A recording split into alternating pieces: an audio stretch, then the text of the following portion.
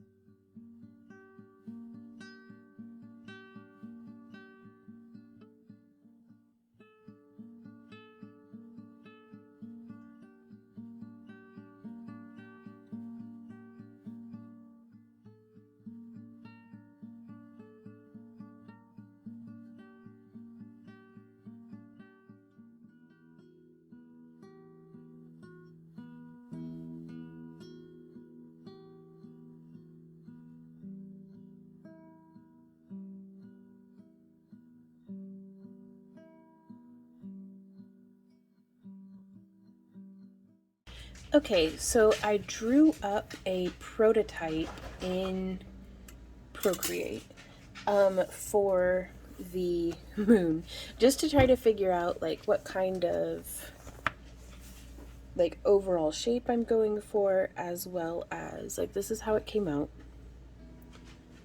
So let me actually turn off the drawing guides. There's not just a big line down the middle. But just trying to get an idea of how many mushrooms I'm going to need and kind of what I'm trying to accomplish here. So we need 24 mushrooms, and we're going to have varying lengths of stems because I'm going to be starting with the stems. I am using Sculpey Primo and Glow in the Dark. Or is it Glow in? Yeah, Glow in the Dark. Okay. So I'm going to start with, because I can always trim this down just a little bit more, but I'm going to have a couple of, let's do 1, 2, 3, 4, 5, 6 stems that are quite long. So 6 inches long, actually. 2, yeah, 6. No, I'll need to do 8. So there's that, because I was actually thinking, I'm trying to find like maybe different ways of doing this. So I may shape these and then just dip them into, not silicone, into resin. And this is a 16 gauge dead soft aluminum that I'm using as armature wire. 1, 2, 3, 4, 5.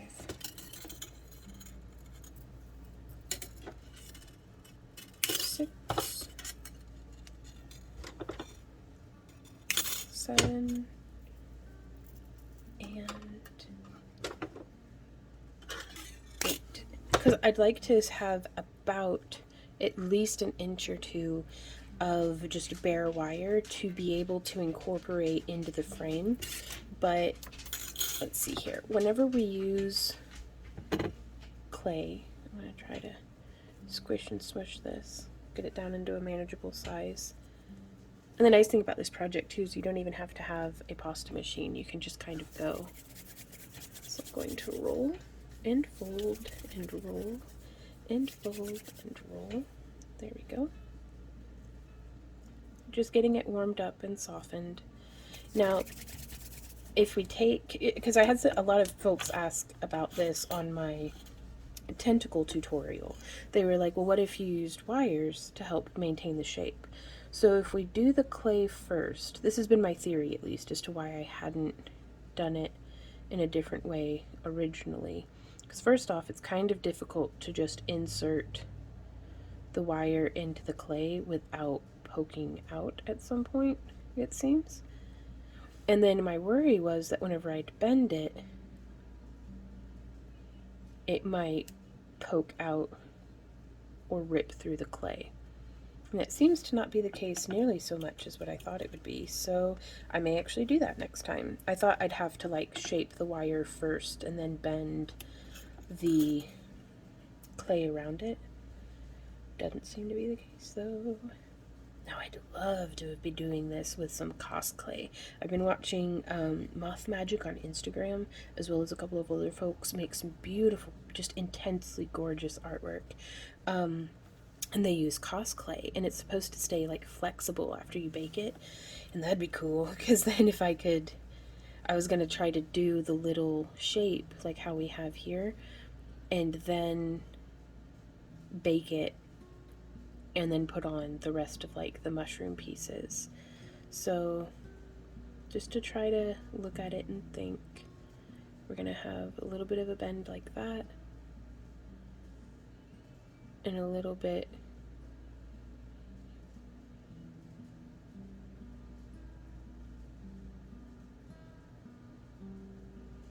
there we go. And I'm gonna go ahead and put just little twists in it because that adds so much, like just a little, I don't know if the camera's going to pick up on it, but that variation gives me a much more interesting mushroom stem than if I had just, rolled it and then slapped it on. Now I am going to pull that off because I do want the wire supporting all the way to the tip, because whenever we bake this and then put on the next layers of clay, I think that's going to be really useful. Alrighty, and now also from here, kind of wish I had something, like maybe some scrap clay that I didn't mind baking, or like a dish of like dense sand or something, or but just something that I could stab this into to let it stay upright.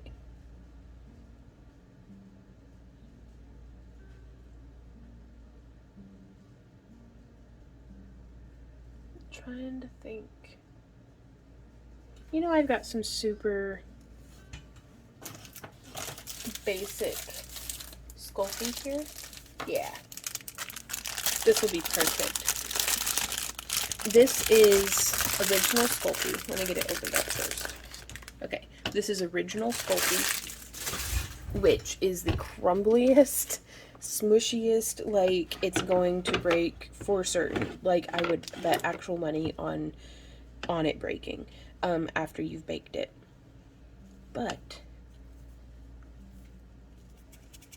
sometimes I like using it as the core of things, or for like prototype pieces, just if I want to test out something. The good news is this stuff is like sick and expensive, so, but I just don't want to be mixing air dry or something like that right now. Which this isn't air dry, is it? This might have been air dry. No, I don't think it is. I think it's just regular Sculpey. That's what I get for leaving stuff around not in its original packaging. Okay, so I'm going to just use this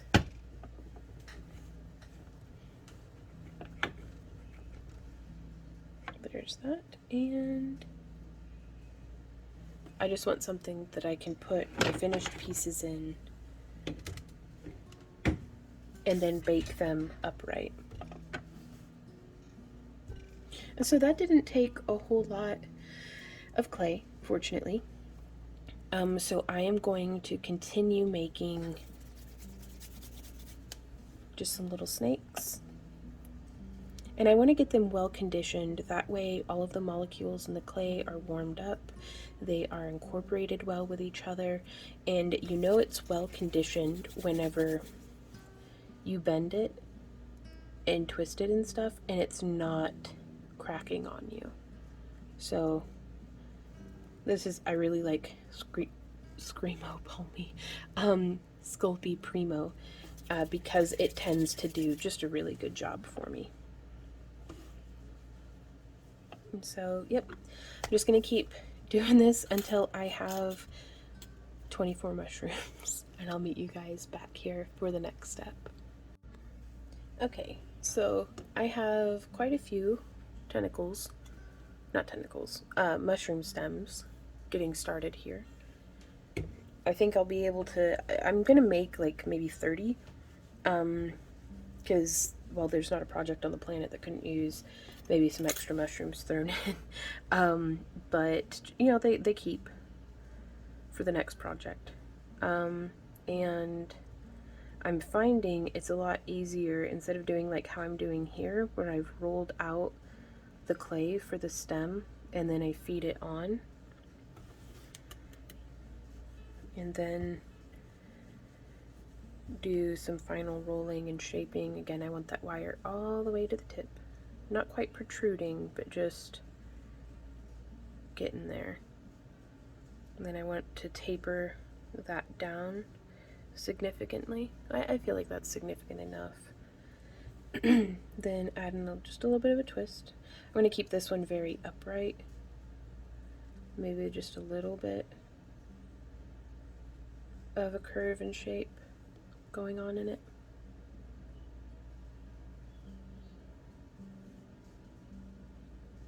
But that's one way of going about it. And then I'm just gonna stab it into our block, or our glob of clay.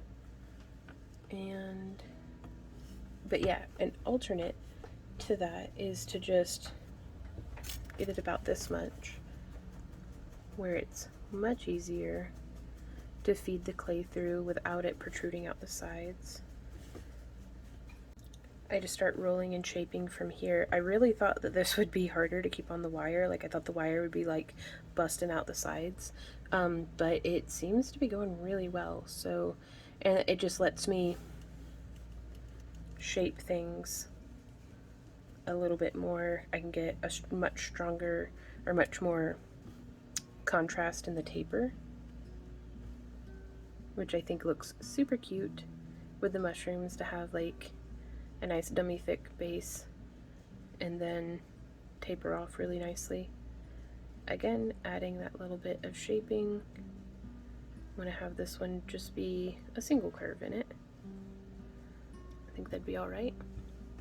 And then we'll take that, and you can see these are going by pretty quick for me. Just putting that in our base as well. And I'm just continuing doing this. I'm mixing two separate brands right now. This is Sculpey, just plain Sculpey, with the Sculpey Primo. They both have the same bake time, but this is my last block of Sculpey Primo, and I'm trying to stretch it with some of the cheaper stuff that isn't as strong. But the two of them mixed together, I find works out pretty well, especially in conjunction with the armature. And you still get like a really nice glow, but also the Sculpey Primo bakes like clearer, not translucent. Now clearer isn't the, it doesn't brown down as much. Like these ones here, granted they do have brown paint on them, but it really darkens, whereas this stuff stays like truer to color after being baked. So, but no, clearer, I did not want to be misleading. It does not turn translucent at all. So that is not what I meant. Oops. And so yeah, just gonna keep on. I've done all of our long mushrooms at this point, so I am just gonna take this, chop it up into fourths, get each one nice and conditioned, because if you don't have any little cracks or anything in there to start with, you gotta take the dog for out. But you want to make sure that you don't have any like little cracks or anything to start with, because those can just become exaggerated as you stretch it. Like if there's any flaws, they will show themselves. So just pressing that through and then just tapering it down. And we could go through and add some texture here onto the base of each of these as well, like using, I'd probably use a porcupine quill actually. Let's see if I have one on hand. If not a porcupine quill, then you can come through with like a toothpick, or even like just like a stiff bristled paintbrush like this one here, just to add in some little textures. But I'm gonna go help my doggy out with whatever he's wanting, and I'm gonna keep making these. Alrighty, so like with most things, if you do close to 30 of it over and over again, you're going to start mutating and evolving your technique into hopefully something closer towards the result that you'd like to get, or maybe more efficient. So the technique I've found myself in for the past like 10 or so is I make a short stumpy plug of the clay. I put the armature wire through it to where the base is about where I would like for it to be, and then just coming in with my hand flat and at an angle, I am just rolling while pressing away from me, and this is getting me just about exactly the result, the exact kind of taper. I'm only really touching it with my fingertips, but that's like essentially the exact taper I was looking for. And then we can just kind of scooch it down once we get it to the correct length that we're looking for. I'm not worried about the tips of these being particularly pretty because they're going to have the mushroom caps on them, but I am coming through and adding a little bit of the curve that I think I'd like, which, yeah. And then I'm going to grab it at the base with my pliers because it's getting crowded over here on my block, and then just press that in. And we'll do that again, but with a short one this time.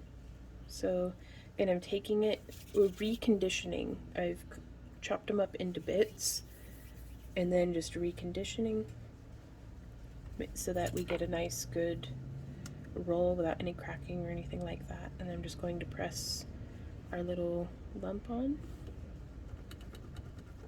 It works especially well with these shorter guys. Just one little roll. Pinch and touch up the tip a little bit because I would like the wire to be hidden. Add just a little bit of a curve to whatever you think you're gonna like. Adding that bit of a twist. Grabbing at the base. And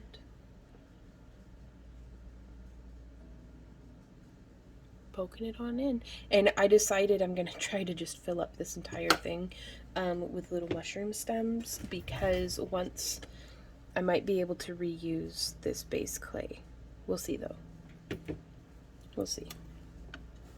But yeah, so I do have more wire on hand.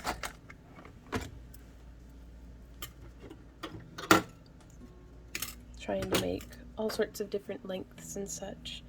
But yeah, so that's the technique I've been using, and I'm really, really pleased with it.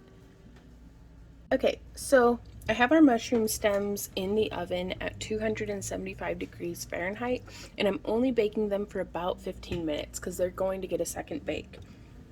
And now what I'm doing is, on the thickest setting of my pasta machine, I have rolled out another 2 blocks of glow-in-the-dark clay. So I'm up to 4 blocks now is what I have used of polymer clay.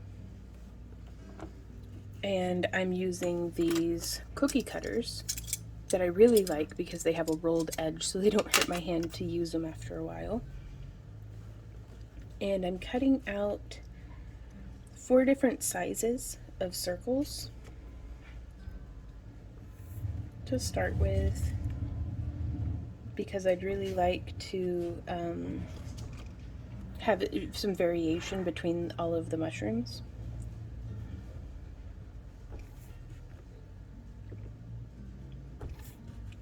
So there is that. Didn't mean to be working off camera.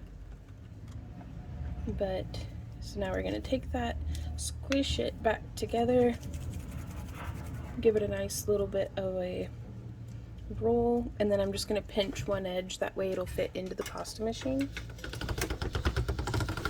And I'm going to pass that through just a few times. And you can see all those little air bubbles that were in there. I'm just going to stretch it till they pop.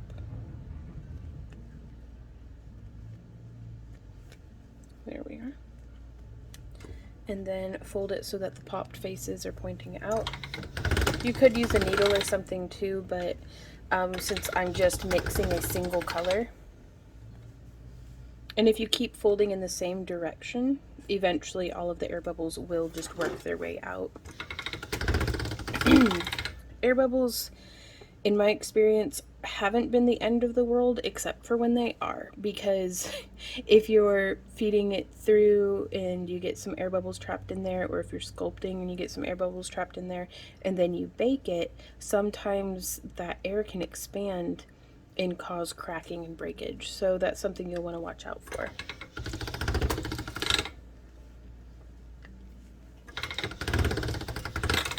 And so we'll just keep feeding it through till it's nice and situated.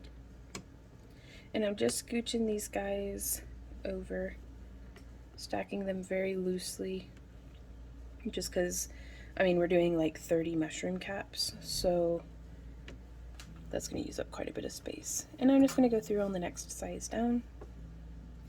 We're going to go like 1, 2, 3. And then the next size down. 1. Ooh, got pretty close on that one. That's alright though. 2. And 3. And then for the smallest size, I'm just going to complete the sheet.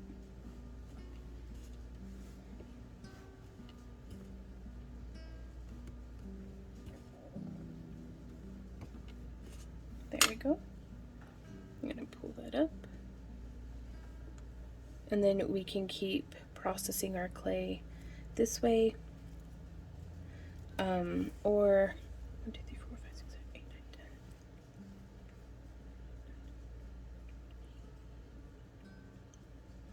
We technically have enough.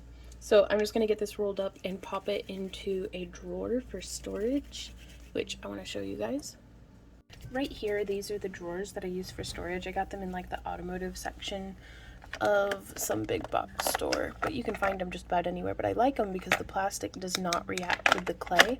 Like some of these canes you'll recognize from previous tutorials, or in some cases years and years ago, and they still hold up just fine.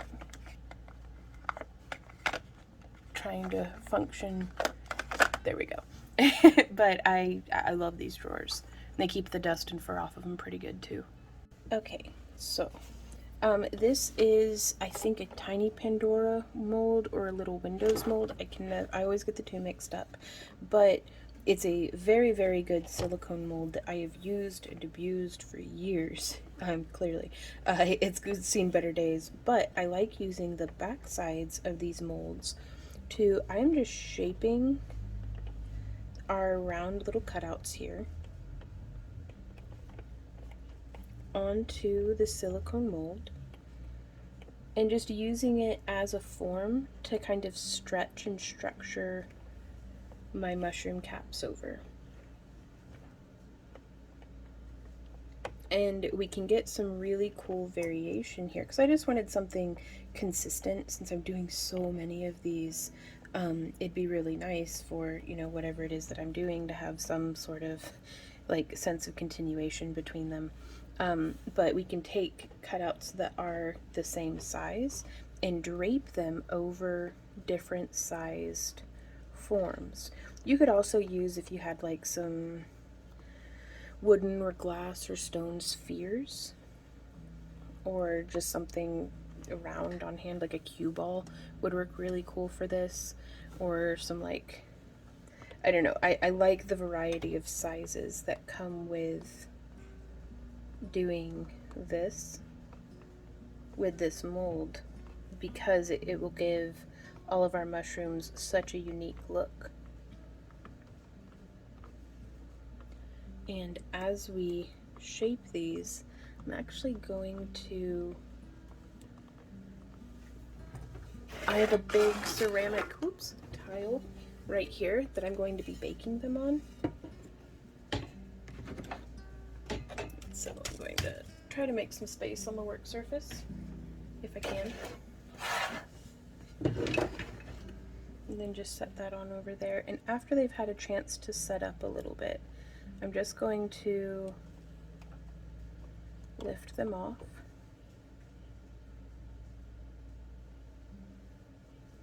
We could even, I'm finding myself wondering actually, I'm going to try this a little bit different, because this isn't exactly how I want them. Let's flip this over, get the dog fur out of it. And here I have a spray bottle full of just water. Let me scooch these guys out of the way as well. Get that moved someplace safe. Okay, and I'm going to set this here, and I'm going to just get some water into the mold. And now from here we can actually just take this and press it down and in. The water will help release everything out. And then we could use the same stiff bristled paintbrush, or I know I've got you over here somewhere. You could use a sculpting tool. Here we go. Here I have a wire bristled brush that we can just take, and I'm being careful to not mark up the mold, but this just gives me something that I can have it keep its shape while we then come through and do the initial scraping. And I'm wondering if we wouldn't be able to do that just here on the table. That way we're not getting the clay crud into the mold.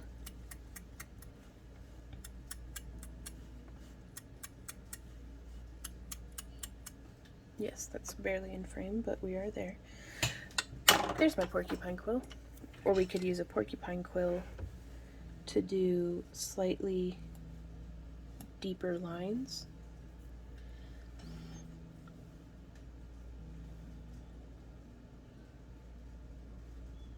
There we go.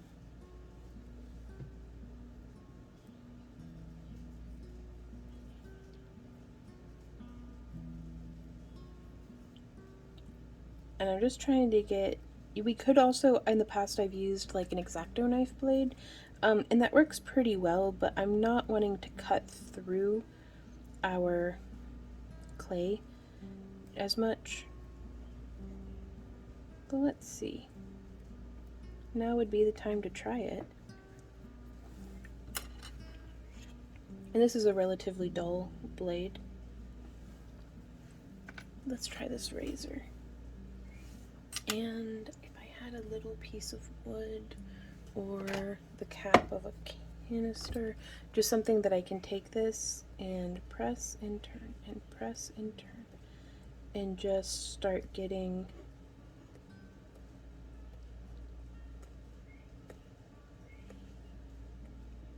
turning our base not changing the angle of our blade at all.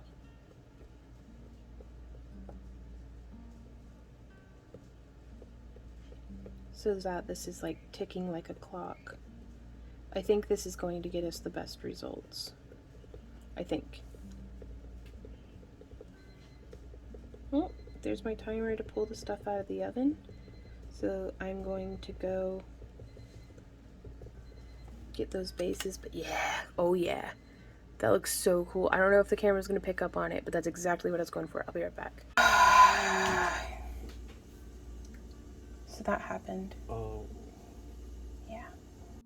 Fortunately, all of these pieces did not fuse to each other, which was my fear, because polymer clay will stick to itself. So, just getting them, yeah, okay. This is okay. But, that's why I hate this cheap. The Sculpey original is not my favorite, I'm gonna say. But it did what I needed it to do, kind of. Okay, so now I have just some regular brown chalk pastel that I am scraping just a little bit of. We could also use Pearl-Ex pigments, but I find this to be just fine. And just a little brush.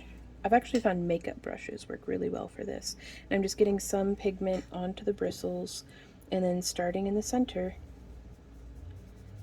I want to be rubbing this on kind of across. Ooh, that was a little bit more than I wanted.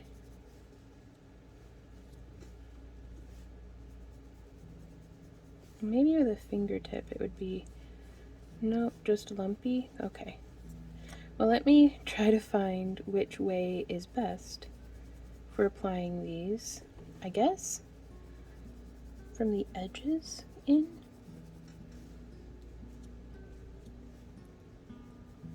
It really seems like if I used maybe deeper gashes.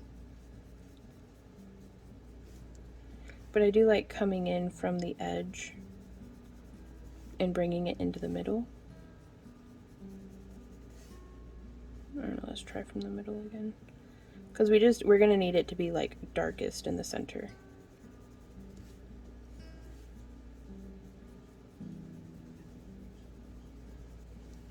That's certainly not the effect I was originally going for, but that's fine. So now, ooh, from here we can scrape.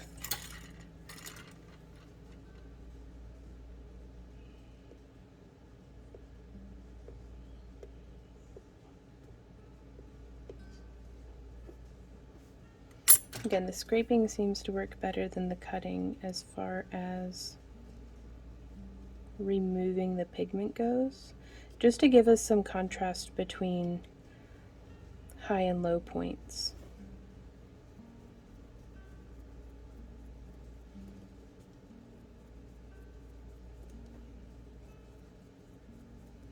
So yeah, I think that's the route we'll take on the next one.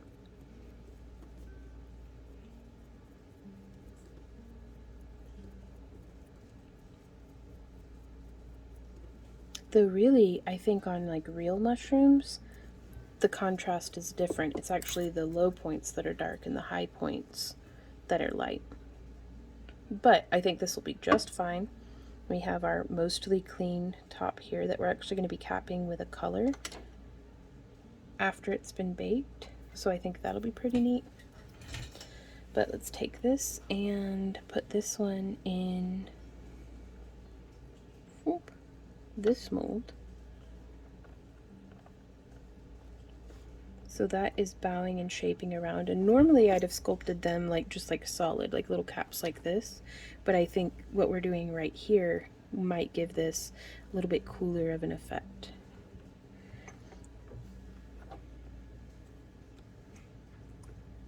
And I'm wondering if maybe instead of the chalk pastels, if we did something else. So I'm going to put away this one before it gets wet.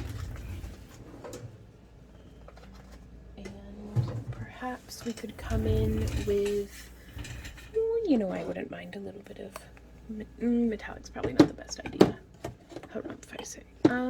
Let's just find like a coffee bean brown. That's burnt senna. What's this one? bark brown. That'll be perfect. So here we have some bark brown.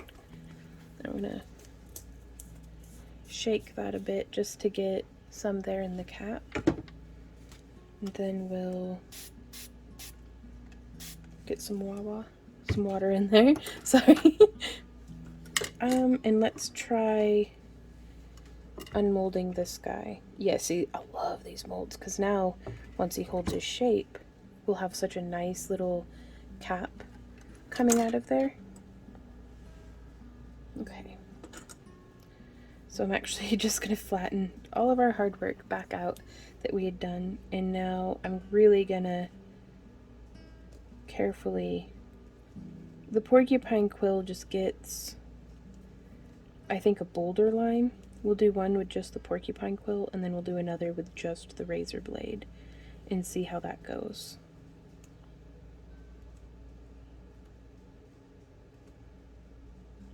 So I'm being very mindful about where I'm putting these lines. I'm not just haphazardly coming in and scrape, scrape, scrape the way I normally do. So to keep it from getting overwhelming, I section off an area and then I just focus on filling that in.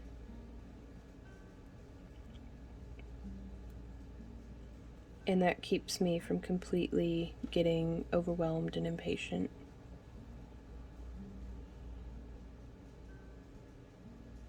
So maybe that'll be helpful to you in your artwork. There we go. Sectioned off. Doing the big sections and then deciding from there if I want to come in and fill in the smaller sections.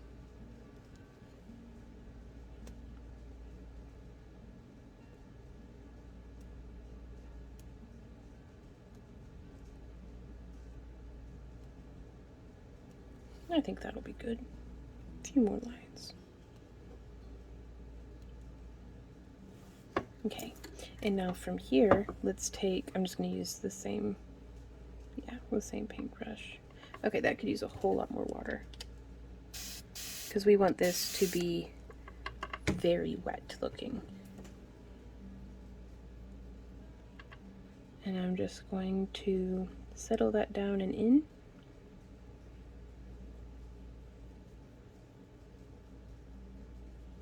Really just painting it into all of our lines. And this is unbaked polymer clay, just to clarify. Sometimes, especially in our premieres, whenever people have just wandered in, they may have missed something previously. So I do tend to repeat myself a whole bunch, but, you know, you clicked on my face if it bothers you. Okay, I'm just going to pull off a relatively clean piece of shop towel. And now we can come through and just blot off the surface. I'm trying to not rub it because that doesn't seem to do anything for me. Okay, so now from there, I'm wondering if a little bit of, no, that doesn't, nope, nope, nope, just gooping it up. Okay, so I'm going to take that one and set it back into our mold.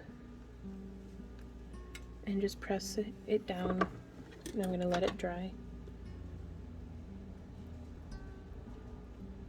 You know, the next one, let's try it with the razor blade on the next one. So I'm just going to bring that down.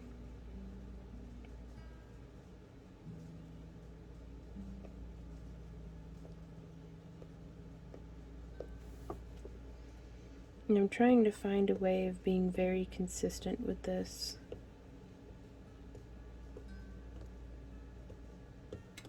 It seems to be working. Just press, press, press.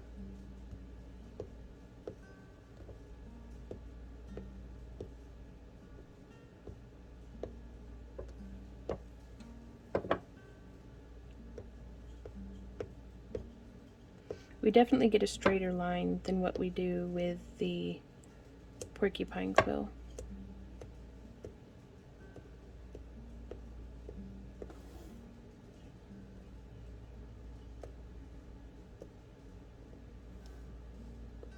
Okay, So there's that.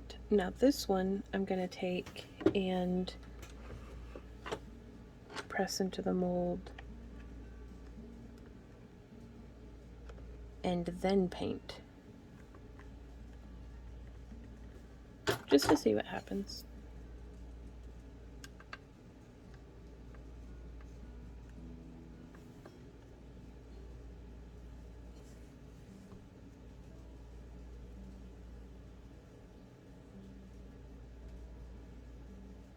And if any color gets on the outside of the cap, we can just clean that off after it's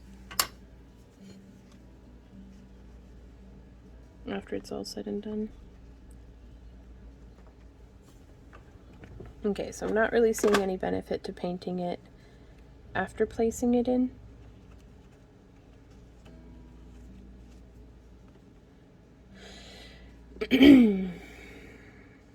This one's probably my least favorite. That's way too dark for what I was going for.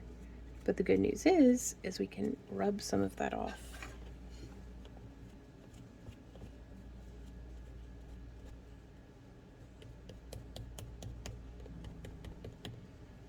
Quite possibly with a touch of sandpaper after after it's all said and done. We can also pinch our edges out, make them look a little bit less just chopped off. Little details like that can add such elements of realism to your work that I think really add to the beauty of it. There we go. And so now from here, we could place this in the freezer to harden our clay up a bit, or we can just press them on out. And I'm putting them cap side down on our tile, just because I don't want there to be like a baked shiny spot. So you can feed that one out. Yeah, that's gonna need cleaned up. There's that one. So I'm going to continue with some of our different sized, using the porcupine quill, I think is my preferred method.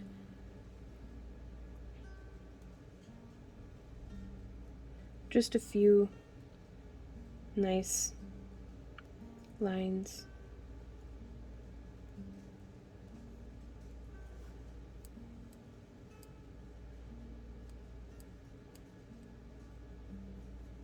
And I think it helps that with the tapered tip of the porcupine quill, it makes the depth of the line, like as we go deep, it makes a little bit of like a V channel. So it's very narrow at the base, but then it widens.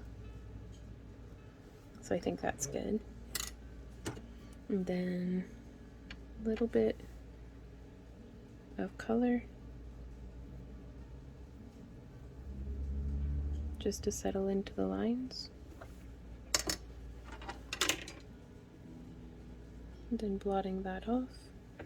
Wow, that really, we can add a bit more color and then maybe, yeah. And then I'm just gonna take that and press. Kind of wish I had, well, here I've got the end of a pipette that I can use, because I don't want to just be leaving my fingernail mark of like my fingernails are a little too long to just use my fingertip to press in there. So there we go. It's probably warm from my hands right now, so I don't know, maybe putting it in here and then doing our little porcupine quill marks might be the way to go about it.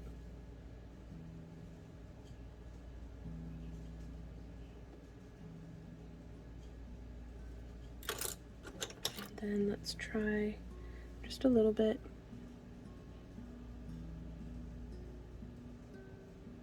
Yeah, and we might just leave that there like that to dry. So I'm going to keep doing this for the next 30 or so mushroom caps, and then I'll meet you guys back here. Alrighty guys, so again, I've kind of evolved a little bit of a technique that I'm really enjoying. This is another mold that I've actually cut in half, just because it's a little bit easier to work with. Now with this mold, I can't work just here on the flat surface because if I press on it, it'll pick up the flat from our surface, whereas this mold you can see has these really great structures kind of holding it up off of the bottom, so I could, it was a little bit easier in this one, but I filled up all the sections in there. And so what I'm doing, let me see if zooming in might not be helpful.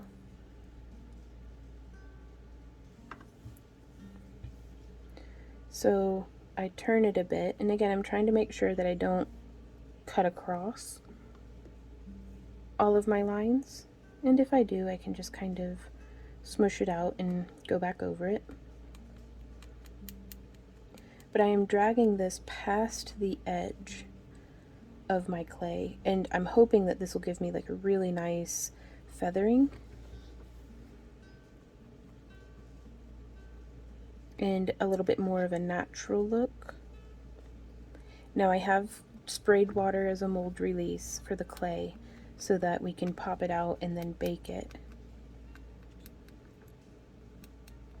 And I'm thinking I may do a little metal tray with cornstarch as a base. That way I can set all of these caps into the cornstarch and keep them from getting shiny spots or losing their shape or something like that. So, but we'll see how that goes. So that's one of them. I'm going to do, now this is our smallest size here that we were using. And I am just being a bit more haphazard with it. Like, I'm not being so careful. But I am also trying to just keep my hand in the same place with like my right hand with the quill in the same place, but then I'm rotating the mold in my left hand. That way we can continue around, because it doesn't really matter how the center looks because that's going to be where our stem attaches. So it's just the edges that I'm concerned with. Now this smaller size seems to slip around a lot more than what our medium, or our small medium rather. So I'm just focusing on the edges, and then like this one shouldn't be too hard for us to just pop out, but that gives us a super cute little mushroom cap that we can then feel pretty confident about. I'll clean it up after baking, and we'll put our coloring there on the surface, because I was going to do like some Mod Podge with just a very tiny tint of red added to it, possibly. That way, I don't know, we'll see how it goes. But I'm going to keep doing this to all of the caps, but I just wanted to share that with you guys, because like here on this larger cap, this has been sitting for a minute. So let's see if we can't encourage this out. And I knew that these would be delicate. But yeah, that one's got a little bit of a crack in it, but I think that'll be more accurate to whenever, you know, mushrooms are blooming in their way, that it would have some different cracks and things. So that is really, really cool. My thinking is that I'll do these last two in real time with you guys so that you can see exactly what it is that I'm doing after doing a whole mess of mushroom caps. This is hopefully how I've worked it down into. I had a couple split on me from where there was like, I guess, an overlap in the clay and it wasn't merged in together well. So, you know, the importance of conditioning, I got kind of lazy. But I'm just gonna press that one down and in, and that was from our medium large, and then this one's one of our largest that we had cut out. So I'm just encouraging it down, edges first, and then pressing through the center. But if we press too hard, we'll start to get little cracks, so we don't want that happening. So again, if we encourage it down by the sides first and then press through. Oh, so this one has cracked and I don't want to force it. Like that's just, there's no way to patch that up without just reconditioning it. So I'm going to set it over in my pile. I want to let these guys dry out completely before I recondition them, because I do not want to be incorporating water. So I guess it's just this last one that we'll be doing together. And I've actually started using the base of my quill to just pull up the sides.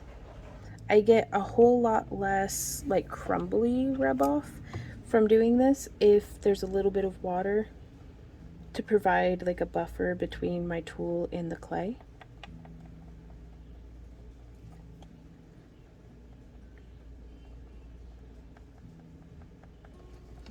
And I'm wondering if zooming in would be helpful.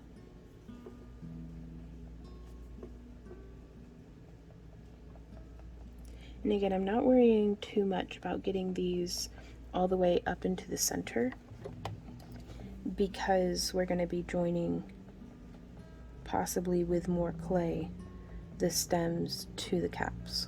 So I'm just rotating this around.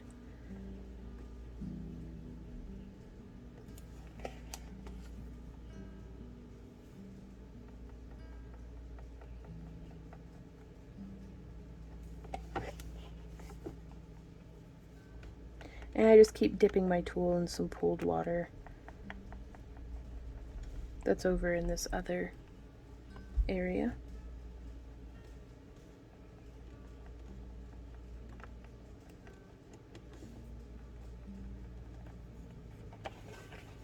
And this gives us a really nice feathered edge. And now from here, I can come in using just the tip and add just some little lines from the center outward.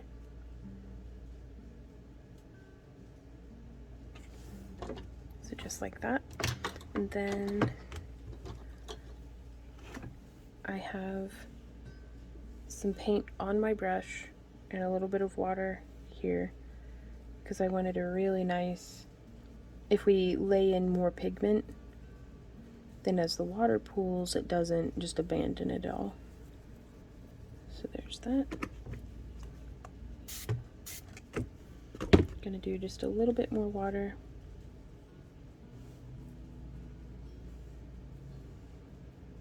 Just smoothing that up the edges. And now I just place my paintbrush in the middle to blot out. It's going to wick up that excess moisture, but hopefully leave a decent amount of pigment behind. And we can always go in and add more paint after it's been baked, but I just wanted to do it like this for now. And then to unmold, we're just going to take this, I flip it over, and I start from the edges, because if we can delaminate those edges, whoop, it just plopped out. There we go. And we have a really nice smooth top to our mushroom that we can then just pop on here. I'm only going to bake these for about 15 minutes, and then I'll meet you guys back here for the next step. Before going any further with anything, I am using the hardware that came with the mirror. I've pre-drilled some pilot holes very shallowly, but just enough to help me get it started, because oh my gosh, that makes such a difference.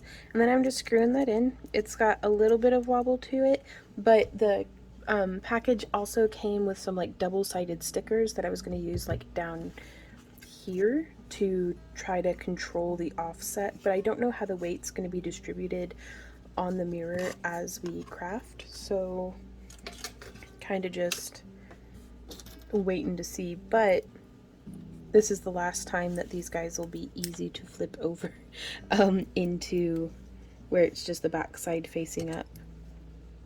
So hopefully everything will be good.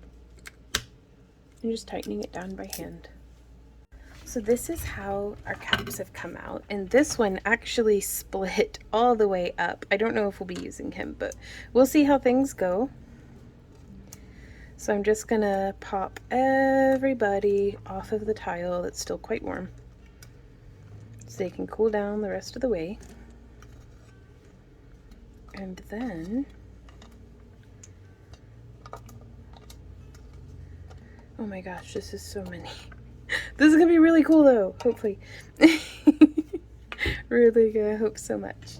But this will be, even a fraction is cool in reality is what it is in my head, and I will be very, very happy. Okay, so these guys over here, this is still unbaked clay. Yeah, this one, I don't think it's gonna have a very good day. We'll use that one as like a test. So, and our little stems came out great, though our wire does wiggle in it. That I'm not worried about that. And I'm just getting this little bit of unbaked clay, and honestly we could have just made caps like that. That is always an option. But I want to come through now with my scissors and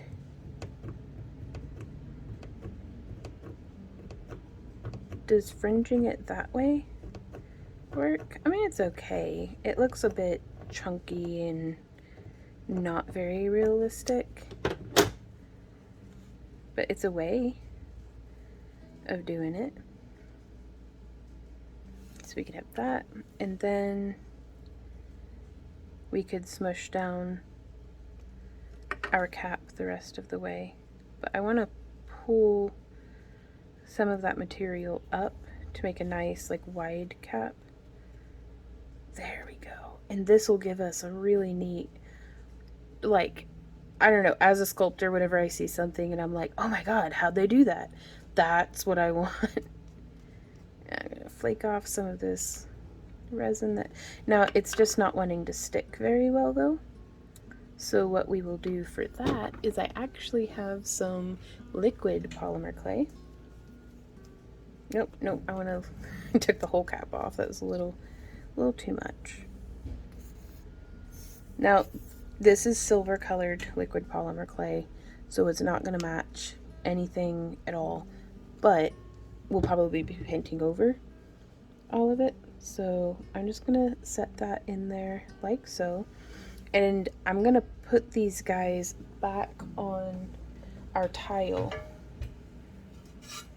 to be baked, and I may use something to like prop them up, like maybe some foil or something, yeah, to prop them up and lean them against. Sorry, I'm shuffling my mess to get it off to the side there.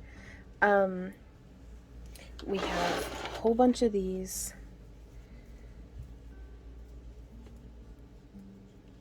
Just because as stuff heats up, like even though it holds its shape while it's unbaked and just sitting on the table, I really want to make sure that this stuff holds its shape yet, because it's starting to lean and I really want this to stay. So yeah, propping it up with some foil is going to be a good idea. So I'll get that put together and show you how it looks once we get there, but I'm just going to condition up this little bit right here, and I want to just come around the edge pinching,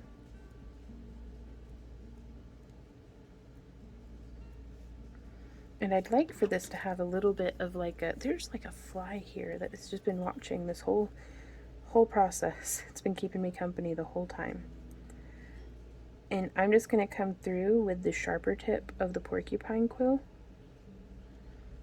and just kind of slice into this.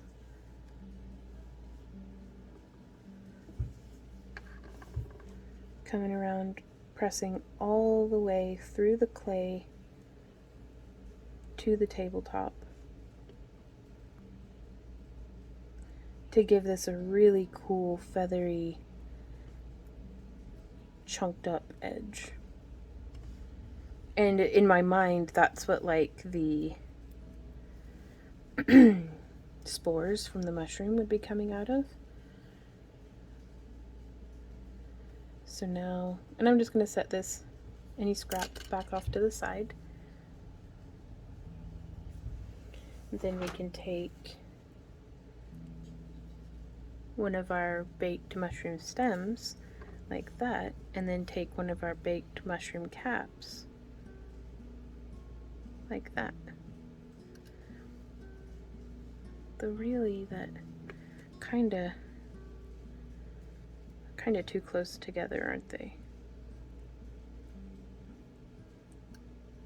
So I want this dropped down significantly, like a skirt, almost. Yeah, and then, I think I'm just gonna bake these guys like this, and then just glue. Just use glue. Go on, fly. You've got a window open. Go somewhere else.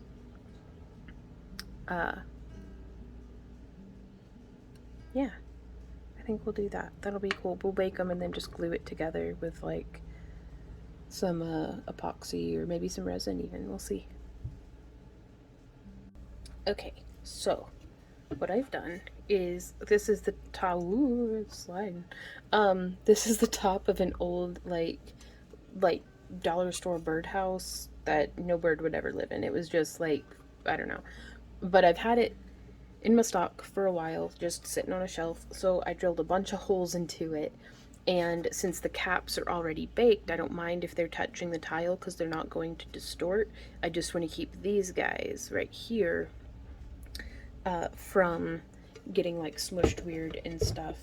And it was falling over until I started setting some of the guys down on the ground like legs almost.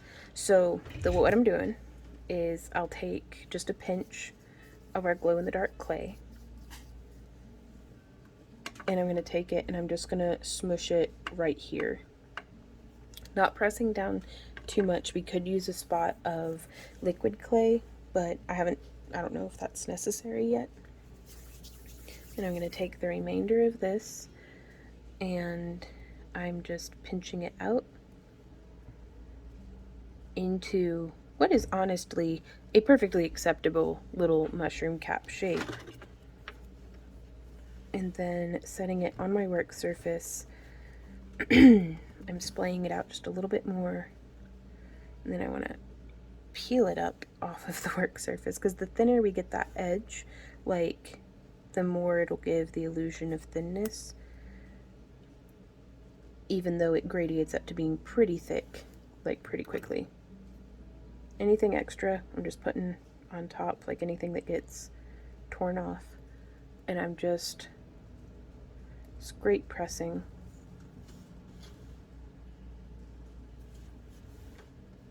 with the pointy end of my porcupine quill. I like the porcupine quills because there's quite a bit of flex to them, so they let me do things. Oops. That I feel like I can't do with metal tools, or at least I can't do as smoothly.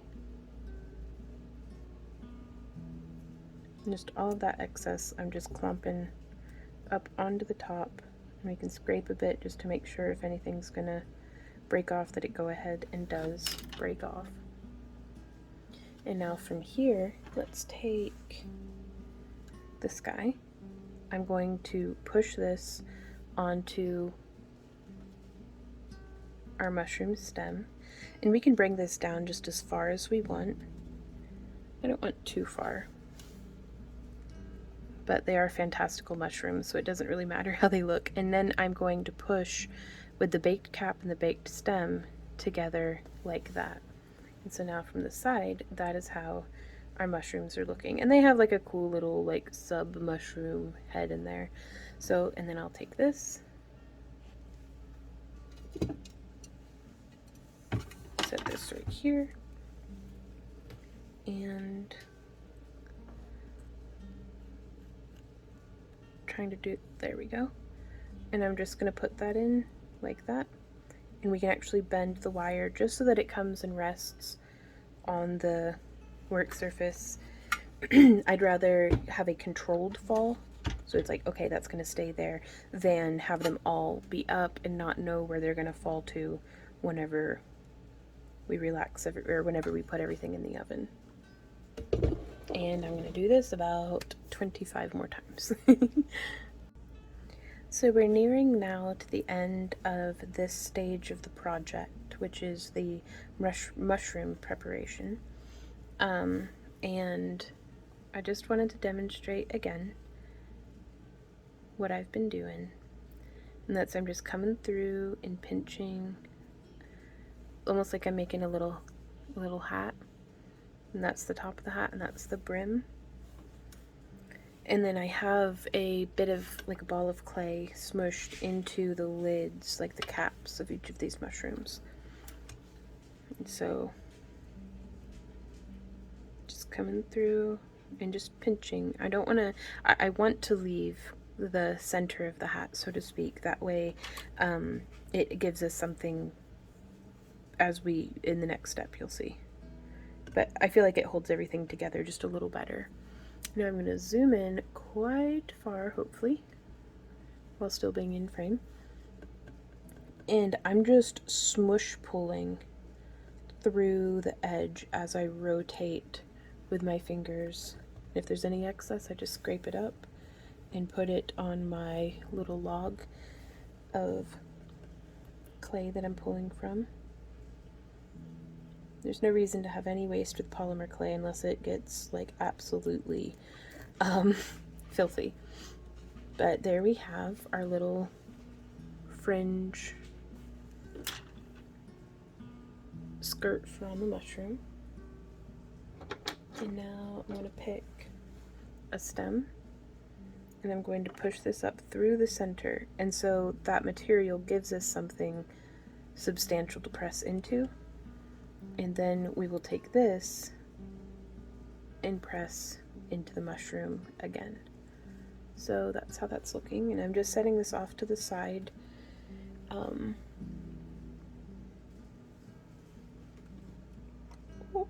Because I currently have some in the oven in the little block that I had made. So I'm just using the paintbrush holder part of this paint, this brush cleaner, like, or water, I don't know what to call that. It's what I clean my paintbrushes in. Oh, so yeah, I've been doing this for like what feels like 30 years at this point. That's fine though. Like, it's only been today. I know this, but it is, I've gotten a lot of good YouTube watching in. And so of course the smaller ones always seem to go a little faster, and I'm just gonna pop that on there and then press up through, and there's another mushroom.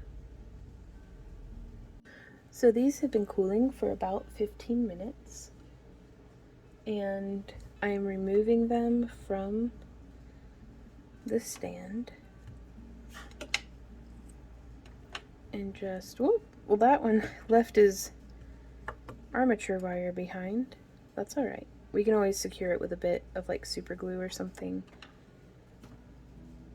Which, the wooden block is still quite hot. That's okay though. I really, really love how these are coming out. But I wanted to show you guys how I reload these.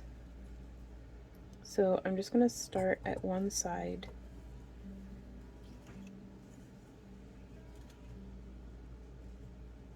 And on the longer ones, like this one here, I try to just go ahead and have it bent so that it rests on on the tile. Because again, I'd rather it be a controlled resting than for it to fall and knock its cap off, which at this point I could remove the caps, bake it without the cap, and then just glue it back on, but I do prefer, I think, this way. And I'm just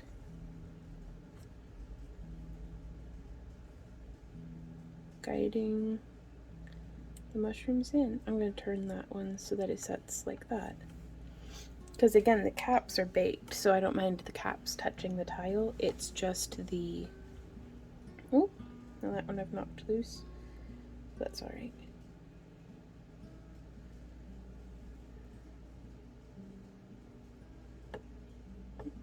I forget what I was saying. I have no memory. Ah, yeah. Oh, good grief. Ah, well, yeah. Okay, so it's not a perfect system for sure. But if I can just keep the little fringes from coming into contact with the tile so that they don't have any like flat spots, that'd be great. Bah. Oh my god, my caps just are popping off every which way. So with that being said, let's actually try on this one to do a little spot of the liquid Sculpey. Now, I personally don't think that this is going to do a great job unless we leave it oriented like almost perfectly vertical. That way, because otherwise it'll just slide. It'll do what it wants to do and just slide right on down. But we're gonna get that in there.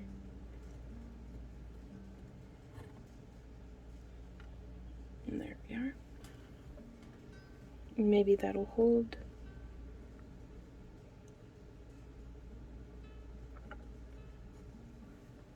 Though it will be going straight into the oven. I do like having these prepped. Like, and kind of sitting over where I showed you earlier in my brush cleaning bucket, I guess. Brush bucket, is that what they're called? So I'm just gonna let it sit like that. So this will be going straight into the oven, which I think will be just fine. And they do all right until I'm messing about with all of them, and it's just, they do just fine until they don't. Which isn't that everything. And so, yep, this is all trial and error. This is my first time doing a project of this magnitude with this many mushrooms, so I'm figuring it out as I go, but we'll see how it goes. Back in the oven. So I have our last batch of mushrooms in the oven, and I am working now with, this is a plug of clay left over from our glow-in-the-dark leaf tutorial. It's basically, I used bright green, antique copper, and glow-in-the-dark to make this jelly roll. Skinner blend jelly roll, I think is what I would call it. And I decided I'm going to use it for some wings. And I thought it would be easier to shape. Looking for adventure. There it is. I thought it'd be easier to shape as one big plug than as individual leaves. And I'd like them to be a little bit larger than this, I think, for the size that I want our sorry, I have that tile because that's what I'm going to be building it on. That way I can just move it straight into the oven. But for how I want this,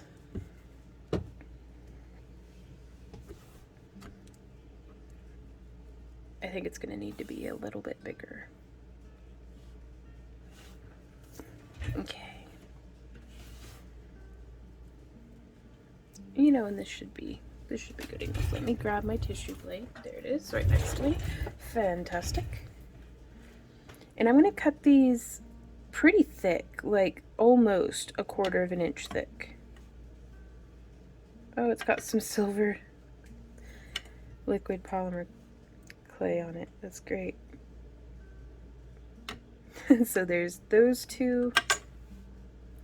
I'm going to see if I can't shrink it down anymore, but I really, really love how those concentric rings came out. I think that gives us a lot of really cool detail that otherwise just wouldn't have been there.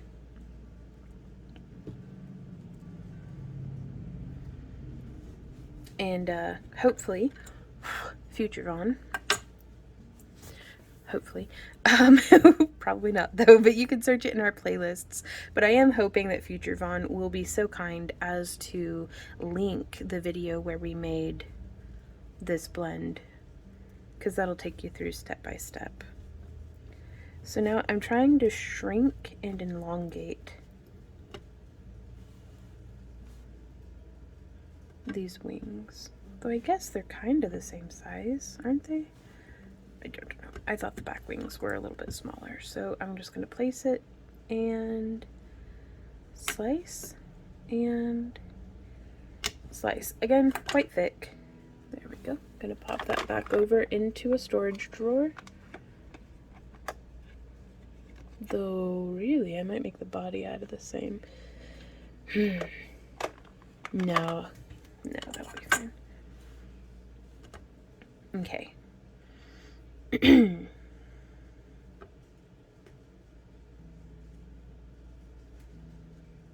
So these will be our bottom wings. And I'm going to try to get some shaping going for our top wings.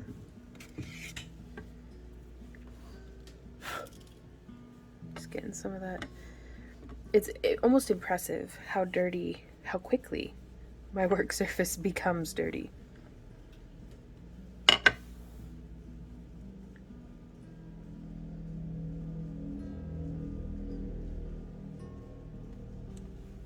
So now just doing the shaping for my wings. Because the way that I'm going to build this is we're going to do kind of we're going to build this part first, then layer the wings on, then apply this in the head with the antennae. So that's kind of my thought process so far. I'm thinking I may be able to use, I'm going to cut some excess off of these wings. And those may be what we're able to use for, man, they don't match at all right now, but that's fine. It's fine. It'll be all right.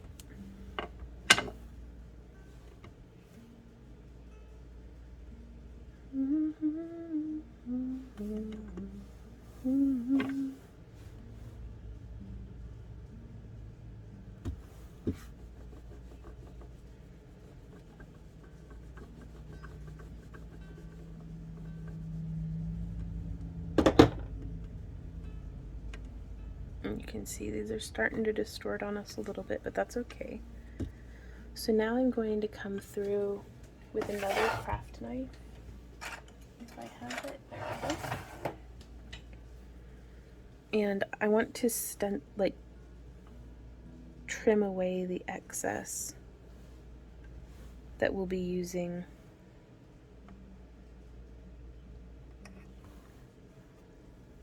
to make the body.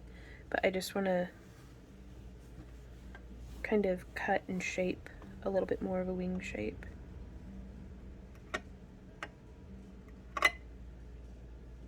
There we are.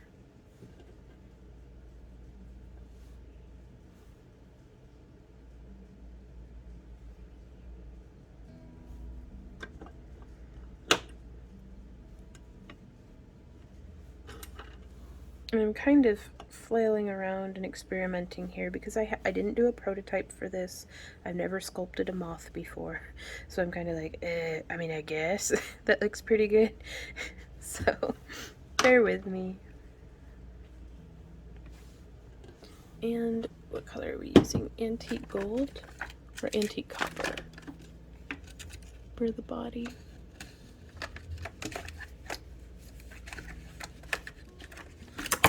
Oh, ouch. Oh, everything's okay. Good grief. Okay, so here we have some antique copper that was rolled out, but it needs reconditioned because it's been resting in its drawer. And so I am just going to do the old fold and roll.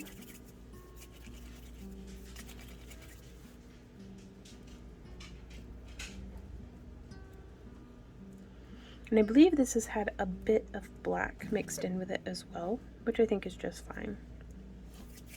But so that's why this is a little bit darker than what regular antique copper would be. So again, just folding and rolling. This should be plenty for the body. I'm going to scooch these out of the way and get our little tile back over here. And I'm putting down a piece of shop towel just to keep this from making horrible scraping noises the whole time. Okay, and it's getting to that part in the project. Those mushrooms really tested me. Doing 30 of them was like, oof. But we got through it, and now we get to move on to a more fun part of the build.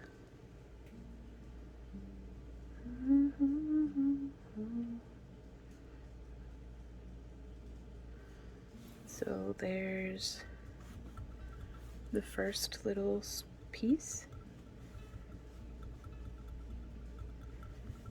Patting it all down, pulling off a second smaller piece. Well, actually, I guess we want to be getting bigger, don't we? Yes. And so making just a little teardrop shape.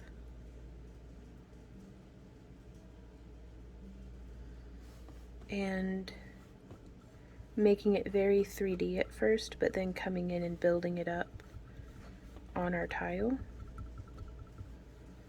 before pulling it back up again, getting a little bit more of a point going, and then we'll put that up and over.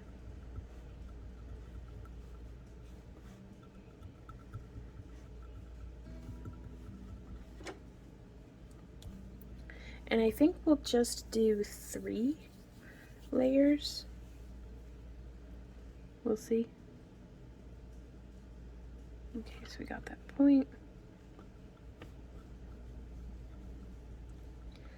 Just shaping. Actually, I bet you if we go like this, we can get nice, sharp.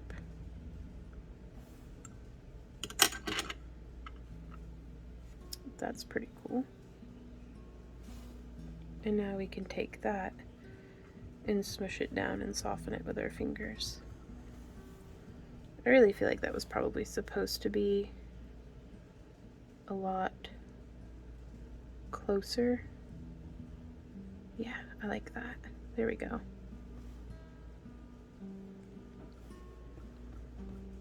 And again, I'm not super torn up about whether or not this is realistic, but I do want it to look cool.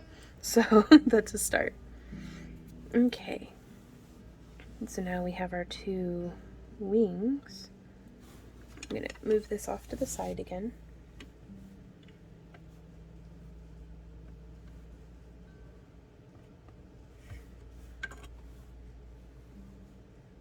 I'm going to just stacking one on top of another because this is the easiest way to get them to be somewhat symmetrical.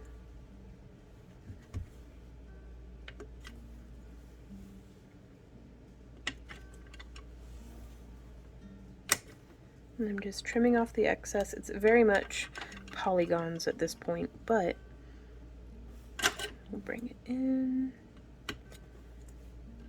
And we can, once we get the rough shape, even though it's very angular, we can then come through and smooth it out just with our fingers.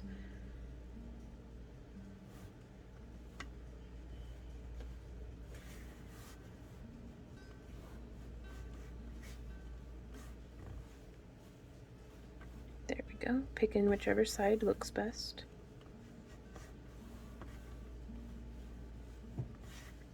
And now from here, we are going to do a nice deep line.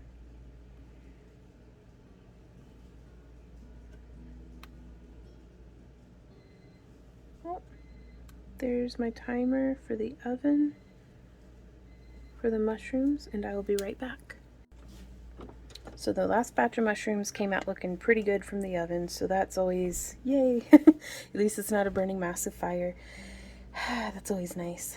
So I'm going to do the same thing on the other side.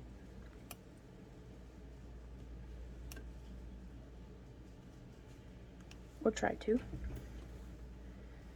So now we have those lines nice and deep. And then something else that we had going on here on the bottom edge was some little designs with like dots and holes in them. So I'm just going to roll out this excess clay that we trimmed off. And we also have just a little bit of glow in the dark here that will roll out as well, or rather pinch off a section and then roll out. Because on designs like this, it does not take a whole lot. There we go.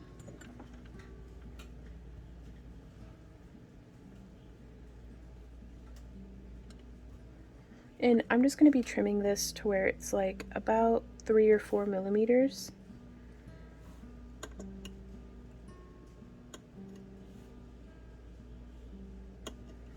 Getting slightly larger each time.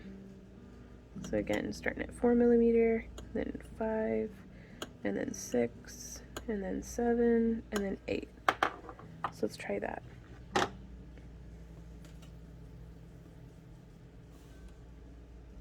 So with these guys, I'm just making little dots that we will line the edge with. And there we go. Trying to roll them in the order that they were cut, so from largest to smallest. And then back the other way.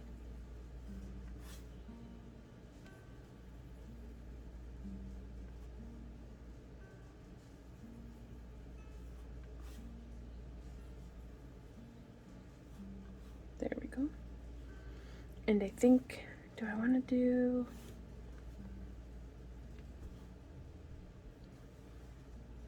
I guess we could do this spot first. I'm just going to use the flat end of my craft knife to smoosh, splat that flat. Smoosh, splat that flat. Smoosh, splat that flat. I think you're getting the idea. Okay, so 5 is not enough, but it's a good start. Excuse me. I'm gonna just lift and move these so that we stay in frame. And I want to start at like that part of the wing. So like kind of the tip. Smoosh. Smoosh. Smoosh. Oops. Smoosh. And smoosh. Okay, I think we will stick to just 5 because now I'm just going to cut little segments of glow in the dark.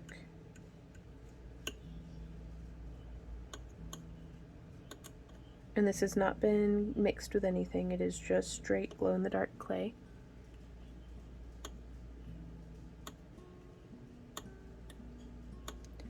And I'm just snipping off, slicing off way more than what I need, but that's fine. Okay, so from here, we're going to roll that and then place it, and I'm going to use a ball stylus to boop, just put a little dot in the middle.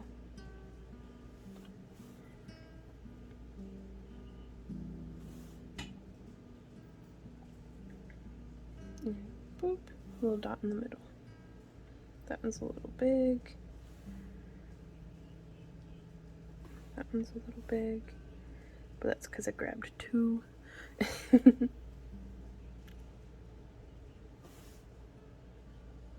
So putting on that glow and boop.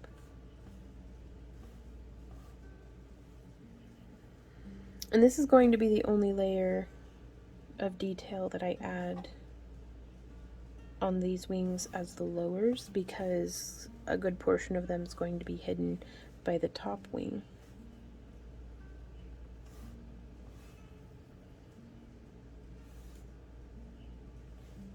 Just placing and booping.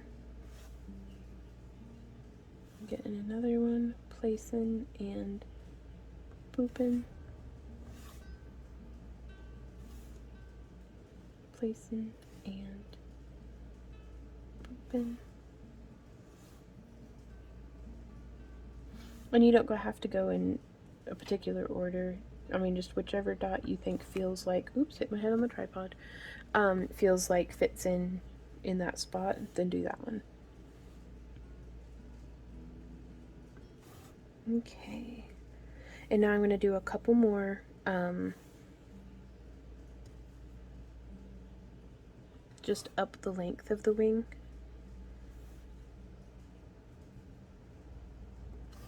I'm going to split that one in two, just with my fingernail. So there's boop. Place it.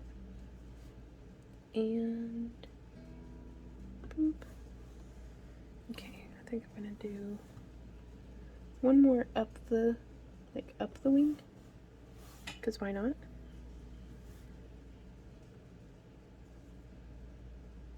There we go. Then torn off another bit.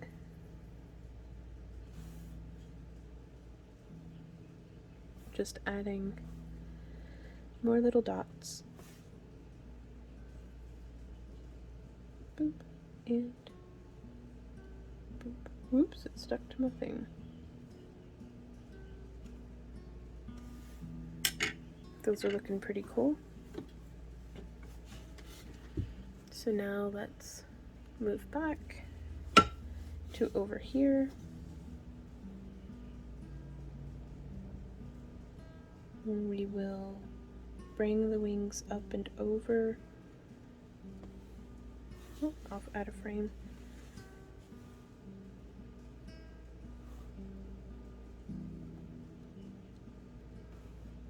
And we'll just set them kind of like this. Now keep in mind, this is my first time sculpting a moth or a butterfly or anything like this, and I clearly have a lot of room for improvement, but no time like the present to start practicing. Okay, so there's that, and now we will do the upper wings, which I'm going to lay them face to face, making sure that they're okay. The spiral, or the patterns are similar on the inside at least. And now for here, I'm gonna have a nice sharp straight line right there.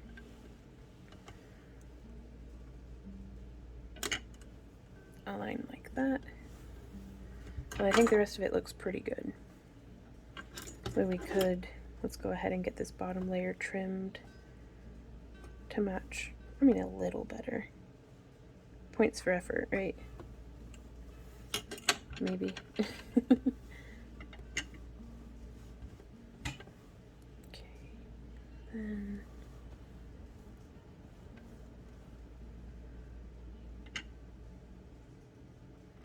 so they're doing okay.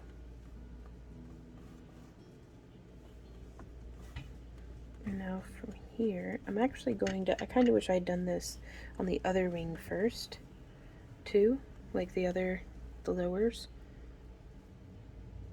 But even though we have a very thick piece of clay here, if we taper the edges, it's going to make the whole thing look thinner.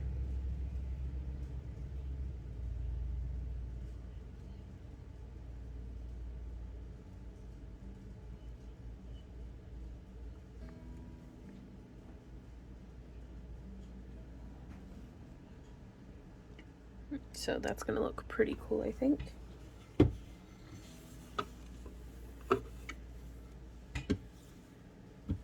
Bringing this back over.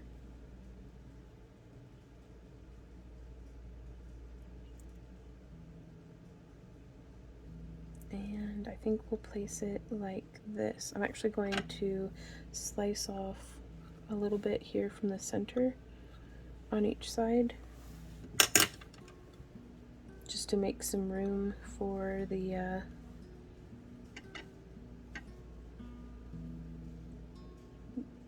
next part that we're putting on.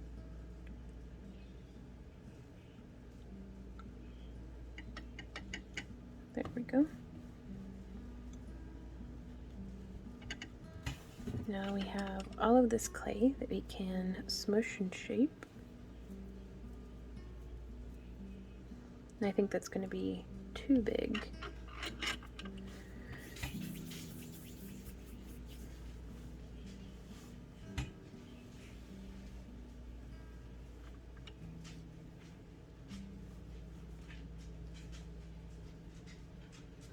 And we can start flattening it out, rounding it a little bit, making it much more oval shaped.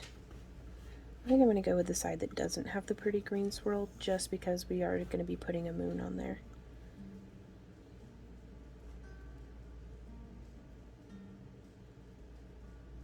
There we go. Now I'm going to layer that. Oh, I guess in the picture it's all okay.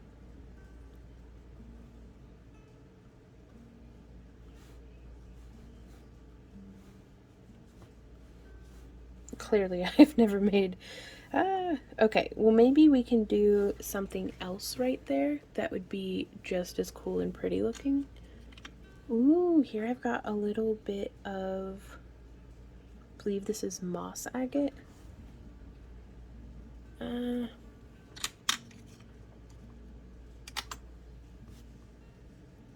No, we'll just keep doing like how we were doing, I guess. Ooh, we could do like a cute little spiral though.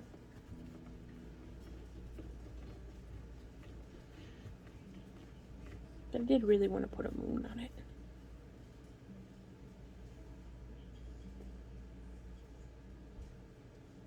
Let's see how a spiral even looks. Might be super cute, who knows.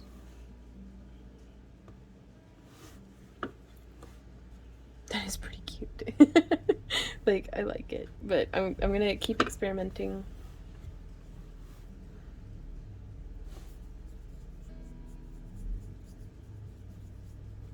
And now I'm just gonna taper it just a bit.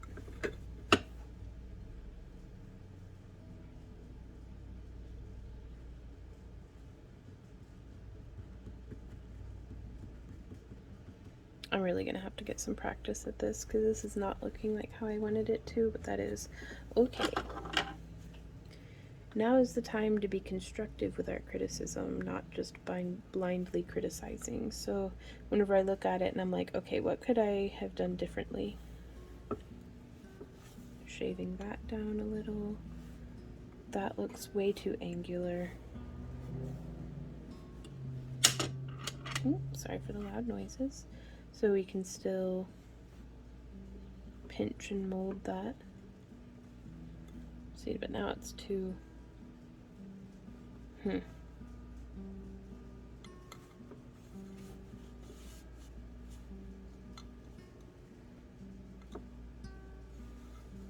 think it'll look cooler too once we get more layers on it, so let's not be hard on it just yet.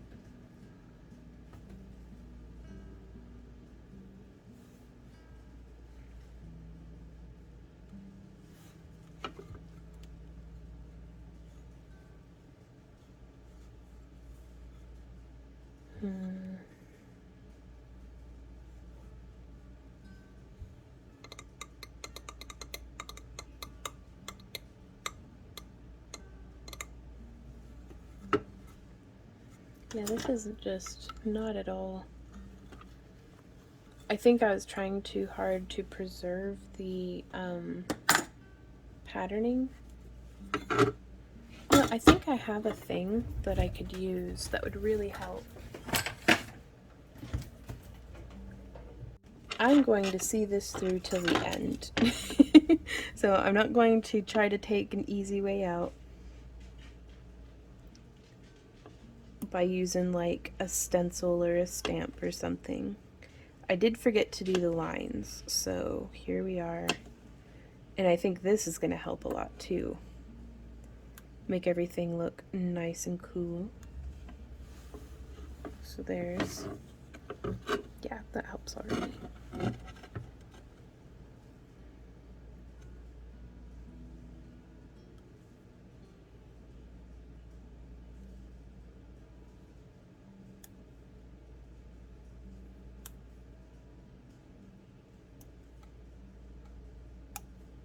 There we go.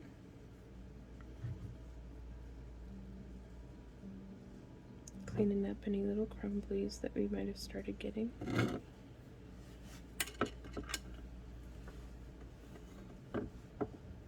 And I'm going to need to smush that kind of back in under the main body.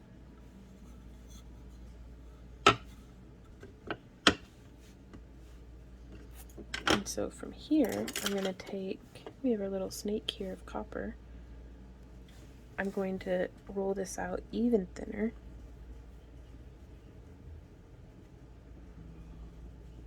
There we go. Moving. Trying to get it just as thin as I can. As thin and consistent is what's trouble, is what's very difficult for me. Okay. And so from here, I'm going to take this thin bit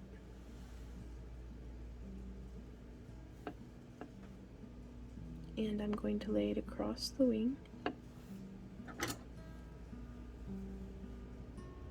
Kind of just touching it down at first. Now, and it's not going to look correct, but it's not done yet.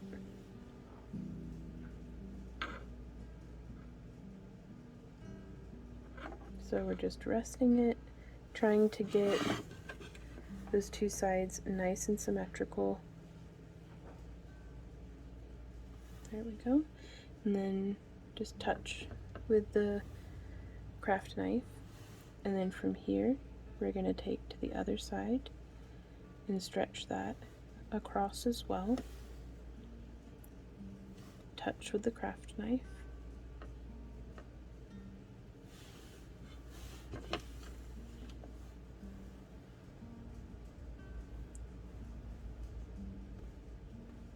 And also I think once it's all painted and done, I think it'll look a lot better. A lot more like what I had in my mind. There we go. And now from here, we will take the porcupine quill and just coming into the sections, I am just smushing and dragging, and that's going to give us a really cool feathered effect, hopefully. So again, just down and in.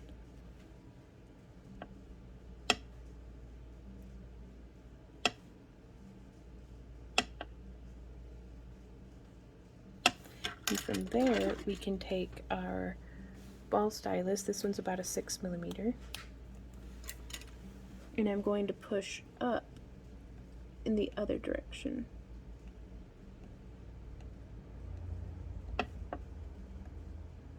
And this will hopefully give us just a cool little wing banding effect.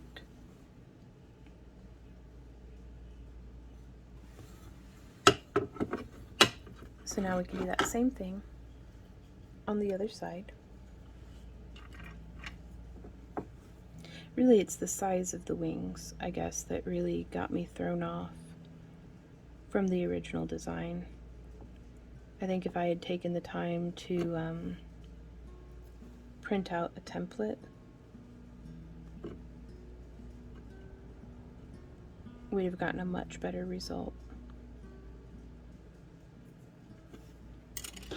Okay, so press and drag, and then pressing upward. the opposite direction of what we pulled with the porcupine quill, we are pushing with our ball stylus. It especially, I think, has a good result on the lower part.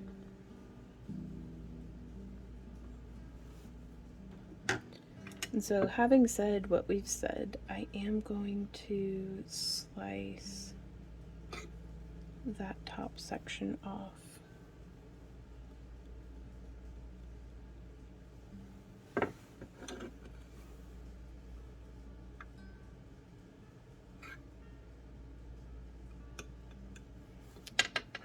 There, I'm much happier with that. And again, it might not be your cup of tea, but this is my project. It is very much my cup of tea. So if you don't like it, do it differently on yours. But I think that really helped to get me the much happier. Happy Von noises intensify. But yeah, just having that top edge splayed out, and then we can still press and taper it with our fingers to remove that sharp edge of what we just cut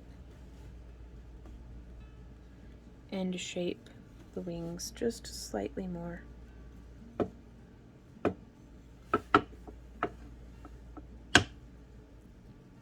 Because their shape isn't exactly the same anymore, but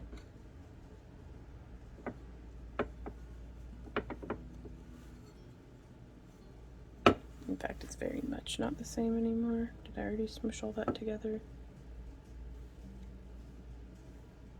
Putting that one back on, I don't think would salvage. I mean, it might. Loud noises. Or I could shave it down more on the other side. But I would like to explore the route of adding more back on before we just start shaving it down till it's got a bad haircut.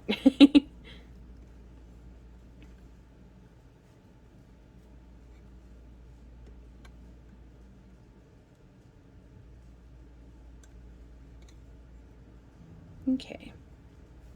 So yeah, I do think that sits a little more nice.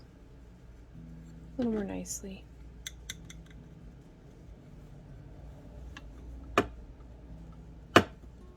There we go. It's not perfect, but I don't like hate it. And that's a start. So now I have some square wire that I'm going to cut in half.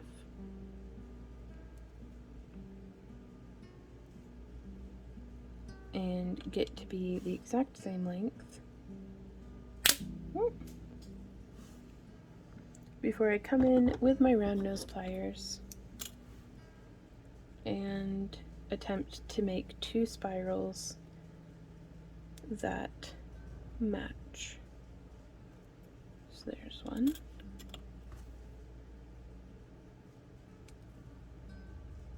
And there is 2. Let's see how well they match up. I'm pretty good, honestly. That's not the worst, like, at all. Okay, and now from here, I actually need to start curling in this end. And I'm just going to be very, very gradual about that.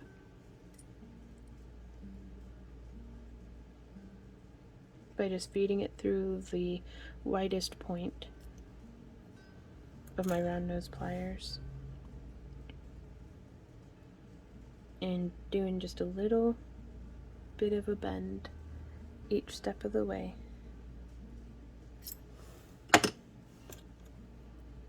Until we get those jank looking. Oh my. It's okay. It's art. Even if it's a little wonky. So I know that antennas go into the head, but I am going to poke them in here first and then put the head on over them. Head on, apply directly to the forehead.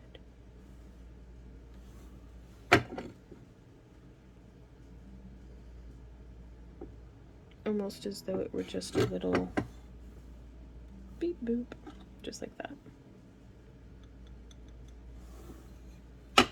Okay, and now let's go ahead and make our little moon for on the back.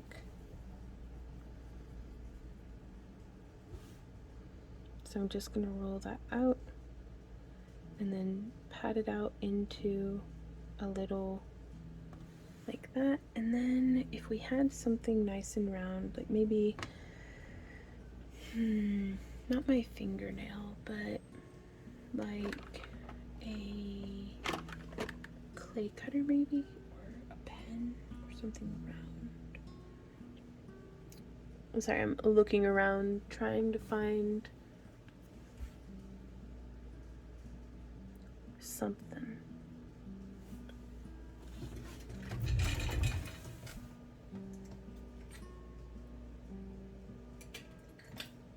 So I don't think I have any round cutters small enough. Here we go. But I do have this cake decorating tip.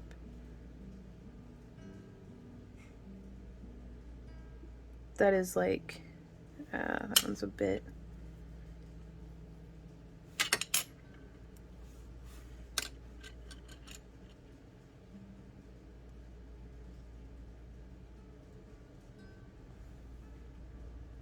So I'm actually going to try just shaping it around the side.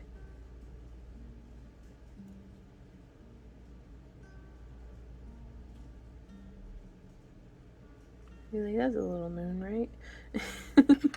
And then we can come in and remove some of that excess, material, because it doesn't need to be super duper thick. Okay, removing that excess material. Oh, that's not great. Okay.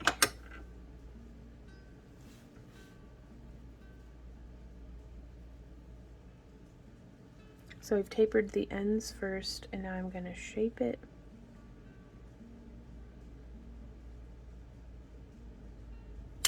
The only thing about this glow in the dark is it gets super sticky super fast. So maybe I need to let that cool a little bit.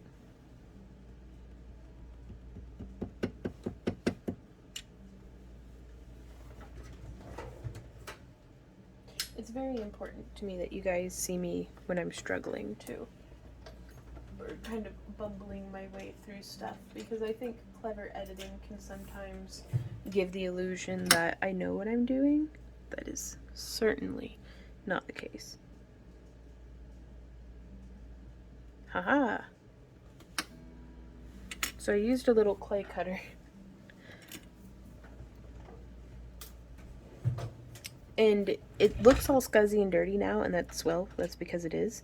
But keep in mind, we can always sand that off after it's been baked.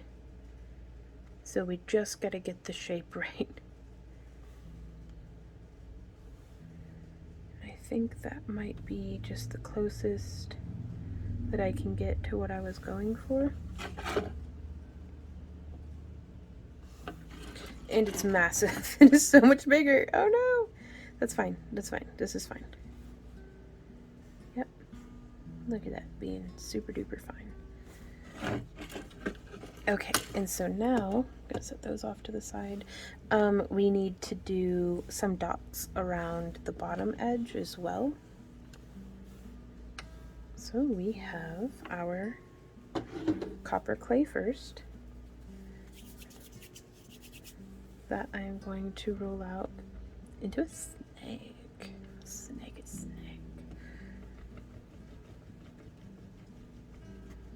And I'm going to taper it.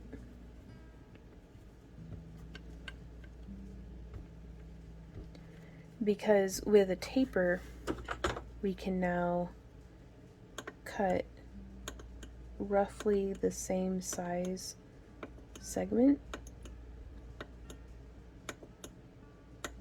and they'll keep getting bigger.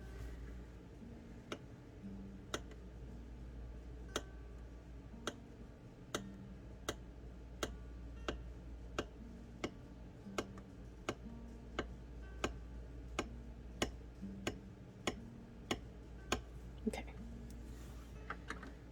I'm going to start with the biggest ones and put those on the tips of the wings.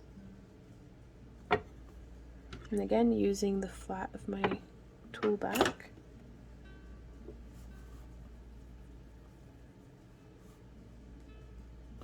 And as I'm starting from one end, I'm just kind of working my way, one on one wing, one on the other.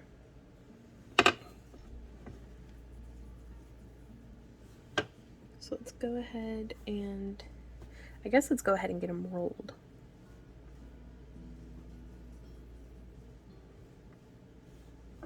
Now I'm going to get them equal on the wings before I start in on the rolling the piles. And I'm putting them in order of the largest close to me and building it out smaller as I move away.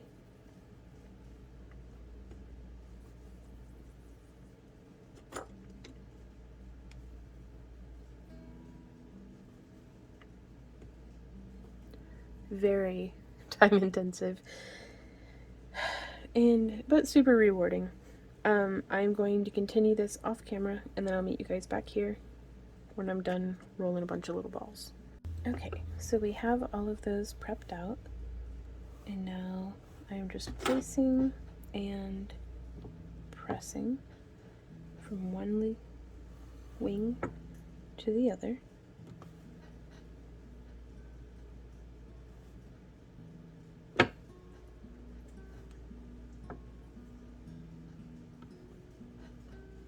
And then now from here, yeah, I'm gonna keep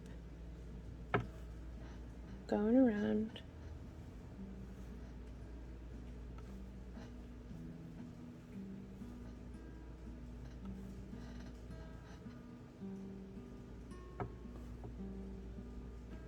There we go. Now I'm gonna do one up here.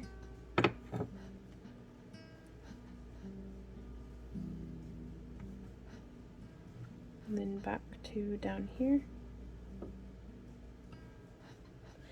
This is probably not going to make any sense, but in musical terms, if we're doing each note of the scale down here, we're doing an arpeggio up here. So it's, instead of do do do do do do do do, it's doon doon doon. And I think I just made it super clear how ignorant I am about musical theory, but that's fine. It's fine.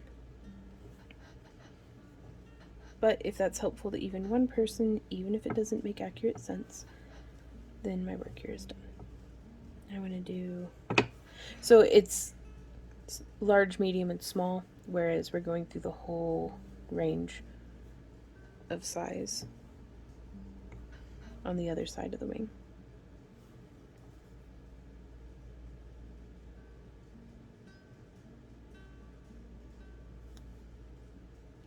There we go.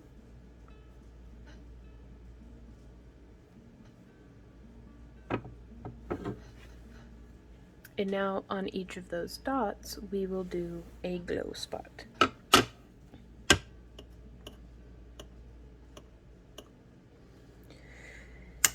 Whew. So again, more work, but I mean, this is taking is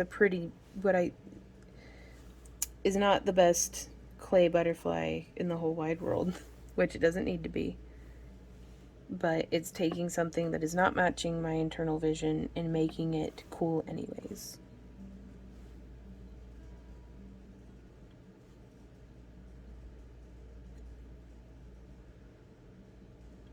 So I'm just cutting off a bit of clay and rolling. That one's a little too big, so I'm going to cut it in half. It's still pretty big, but that's okay.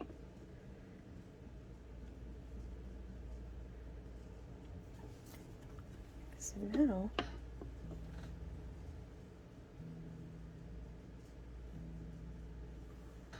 okay. The only way to get better at stuff like this is to practice, is to do it. So you can do it, you guys. If I can do it, you can do it.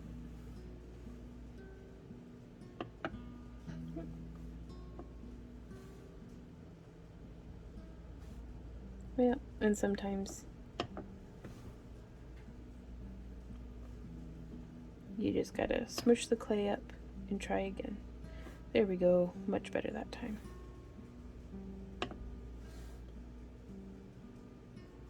There we go.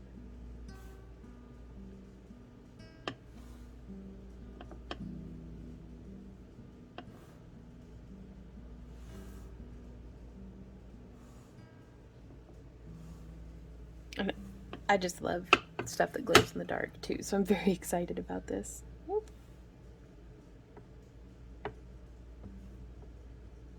No, put it back. Okay. It got stuck.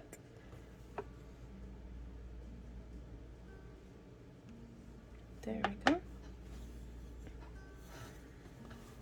This is coming out pretty nice, I think. We can also take our ball stylus and smush them if we want. Which, I mean, that's not my favorite, but that's fine. This may actually start to look really cool when we have some paint on here, which we will be going over and antiquing this with a paint wash to really just show off the lines and stuff.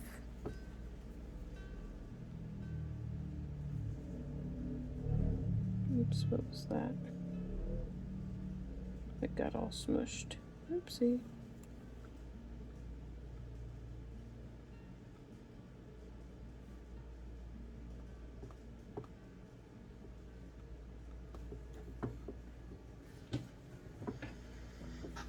So yeah, we need 1, 2, 3, 4, 5, 6, so 12 more little dots. So again, I'm going to do that, and then I'm going to pop this into the oven, and I will meet you guys back here for the next steps. Okay, so I have my high temperature heat gun, or glue gun, and a handful of glue sticks. That one doesn't go to this glue gun. And I am going to peel off the protective finish because I don't want it to get glued to like the project. And I'll go through and clean the mirror after it's all said and done. But I'm going to start with, this is the furthest, if I'm looking at it, it's the furthest left moon piece. And I'm going to put this into like time lapse and then talk about what it is that I'm doing, because there's no telling how long this is going to take me.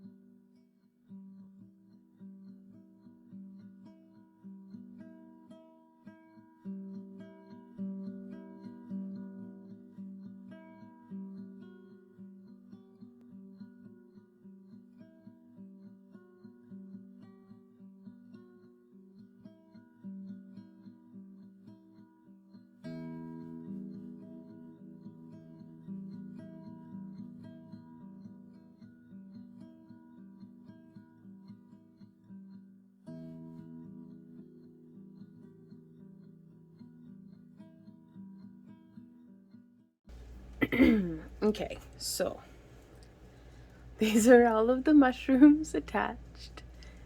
It is not exactly how I had planned, but that's okay. Plans are for deviating from. And I may actually still go through and just complete that piece of art because I really like it. But I have here some silk floral. And I think I'm going to trim 2 of the tips off. Oh, and this is how this came out of the oven. So that's pretty cool. So I think I'm gonna have, yeah, I think trimming 2 of them right here, because I'm gonna start applying stuff to the back first. Not going to use my good wire snips, oops, for this. I am going to use these janky old things.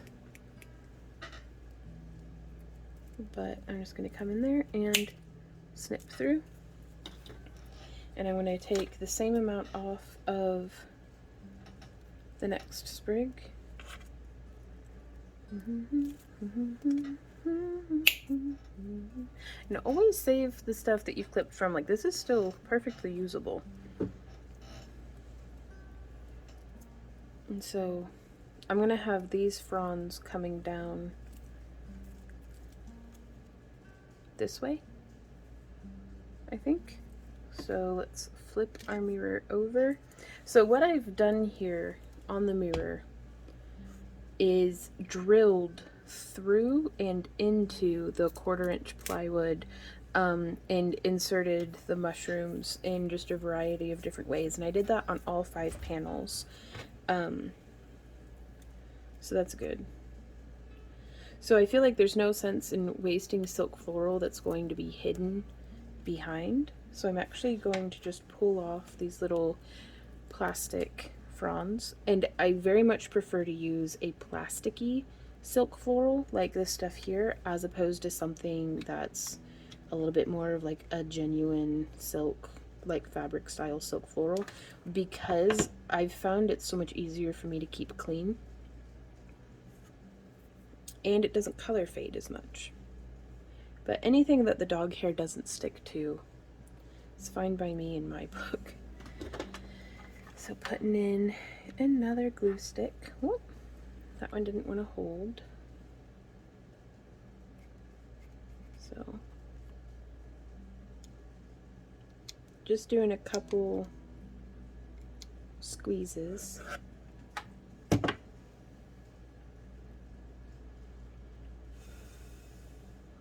We've got to let that dry enough, or cool enough rather, that it will hold everything in place. Yeah, because right now it still wants to just spring back up.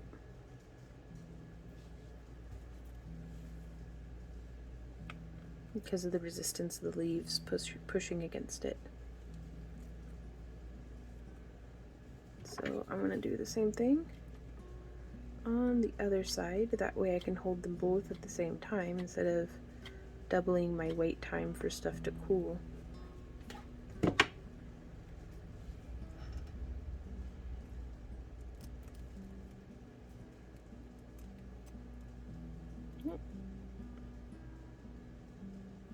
And I'm just gonna keep holding this here for like probably another minute or so.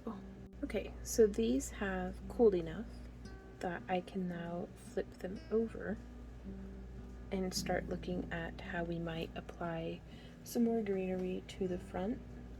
And I do have my reference image, or what I drew earlier, over here on the side just to kind of remind me, but also, okay. But I also plan on deviating even more. So flipping it back over to the back because, you know, of course. And I'm gonna do just a little spot of glue to tack it down at first. And then another spot onto the back. And just for expediency's sake, I'm getting just a little bit of water on my finger. And then I'm going to spread that out so that it cools faster. I'm going to do that same thing down here. I really like applying to the back first because it lets us get layers with actual depth too. Like it's not just silk floral stacked on silk floral to a depth of whatever the previous silk floral was. This is actually putting the 1/4 inch of plywood that is the mirror base between the two layers, and I think that's going to give us a really cool effect. So just smushing the leaves. And I think this may be just as far as what I get this evening, and then I may resume construction on this tomorrow when I have fresh hands, a fresh brain, just a fresh lease on the day, hopefully. So we will see how that goes.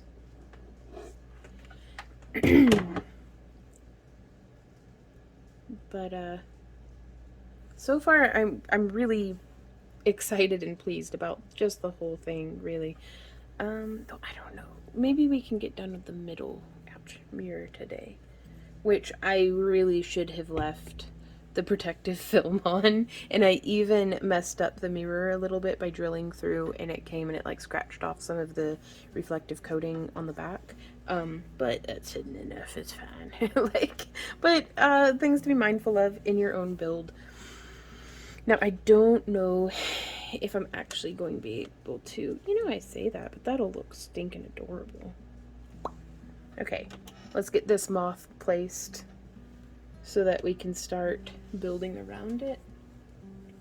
What was our plan for doing that? Yep, we're going to glue the moth on. And I'm going to do a line down the center of the body and a line on the back of each wing. Now, I have not painted this, nor have I painted the mushrooms like how I was supposed to, I really hope that's centered. Sure, that's as centered as it's gonna get, y'all. So we'll add some touch-up paint to this after it's all said and done.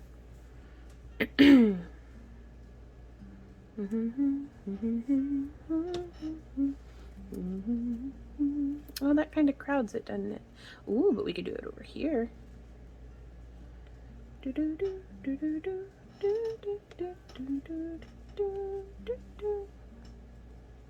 Because we have that succulent and we have this succulent. I don't have matching succulents, but that'll be okay, I think.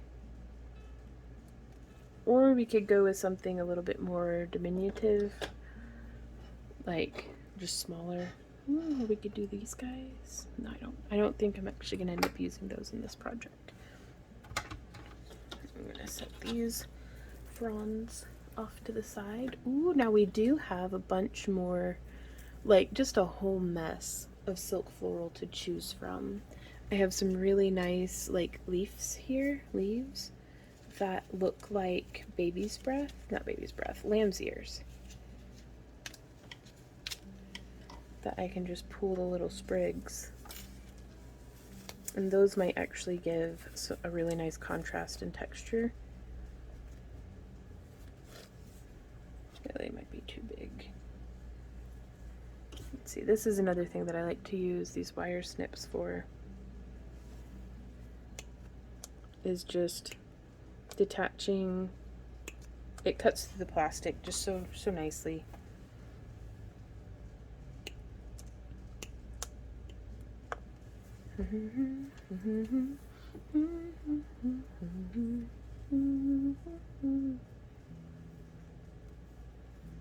Yeah, I think we could do some little, because we can always rough draft this out just a little bit.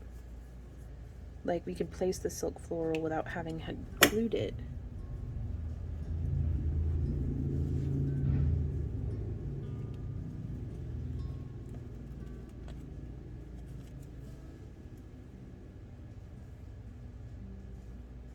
Yeah, that'll be cool.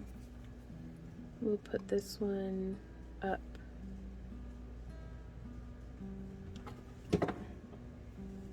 kind of behind our butterfly. Time for another. I burned through these glue sticks, y'all. And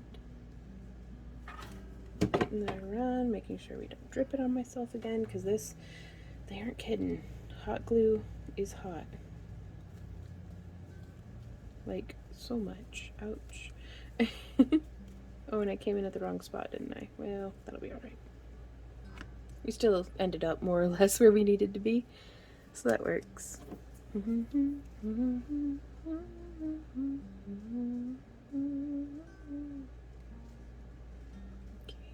so just come around right there and press that in like that.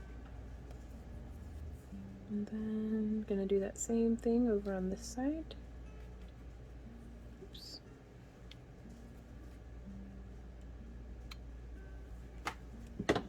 Keep it moving, that way it doesn't settle into one spot and start dripping. Oh no, okay. There we go. Oh, excellent. How's that looking? Looking pretty good. And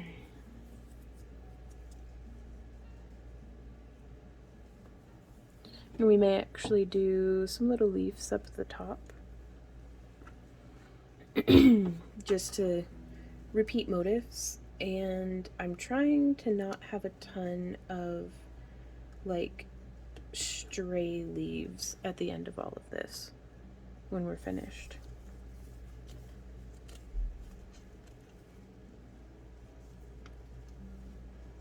So I'd like to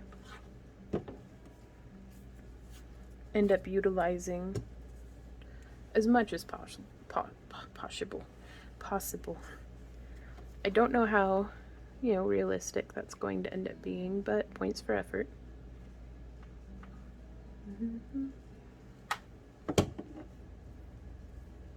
Because on top of all of this, what I'm going to be doing is some silk or preserved moss.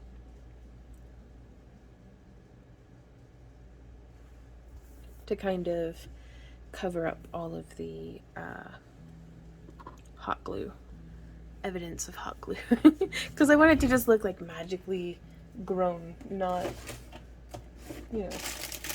hot glue nightmare.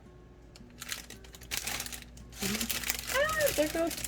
I just spilled my moss directly in front of my fan, so it went everywhere. Oh no. Oh no. That's fine. It's okay. Disaster averted.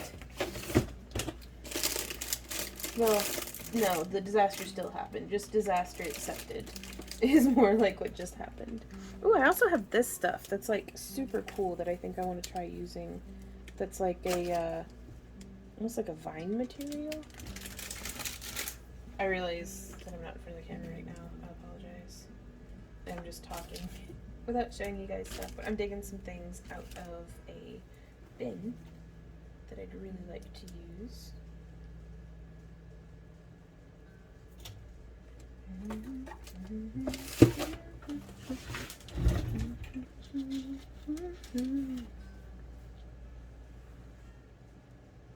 Okay, so I'm going to flip this over, and around almost the whole perimeter, I am going to be gluing these very ferny, frond-like pieces.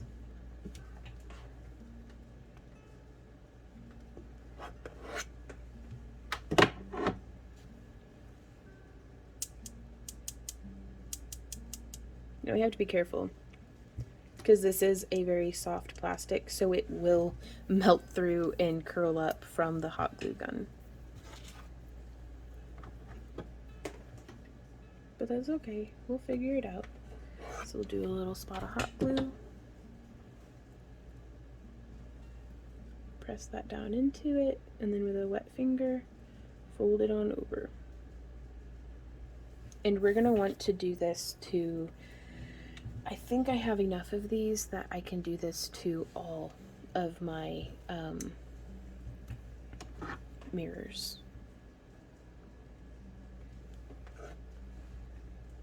Though we'll see if that's necessary. I don't know if it's going to be.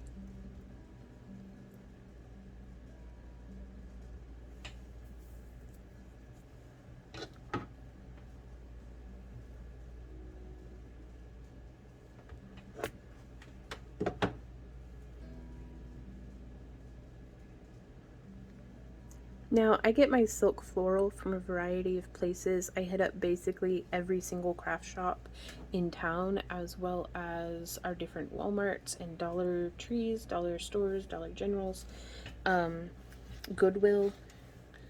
I'm always hunting for silk floral. But I want it to look either realistic or pretty enough that it doesn't matter that it isn't realistic looking. So like stuff that either layers well, like this stuff by itself looks very like cheap and flimsy. But I think it makes a fantastic, with its color gradient, I think it makes a fantastic flat background to then layer other things up on top of. So that's just something to keep in mind. Just because something isn't perfect by itself doesn't mean it's not a really, really good team player, for want of a better term.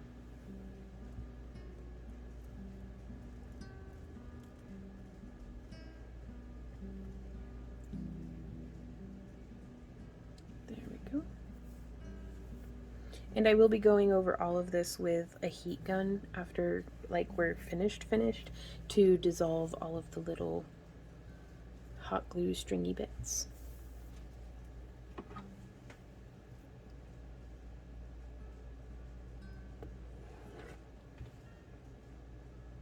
Just putting a glob of glue, pressing it down.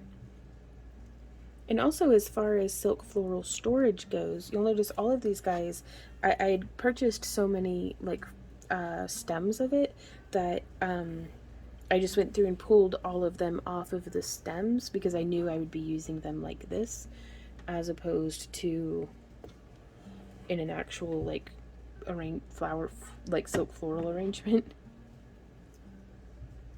And then I just keep them in one of those $1 shoe boxes, like a plastic shoe box.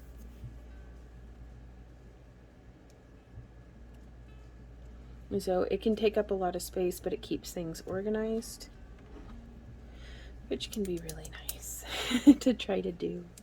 It doesn't always work, but whenever it does, it's like, oh man, that's real nice.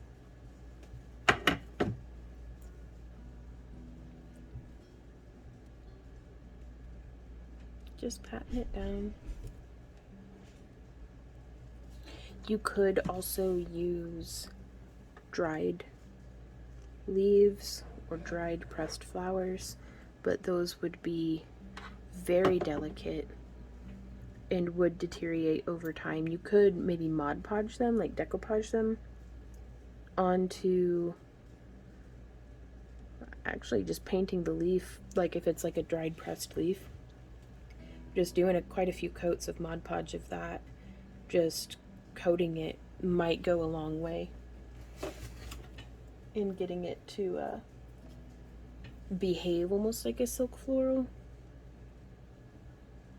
So there's always options. Always. If there's a crafter, there's a way.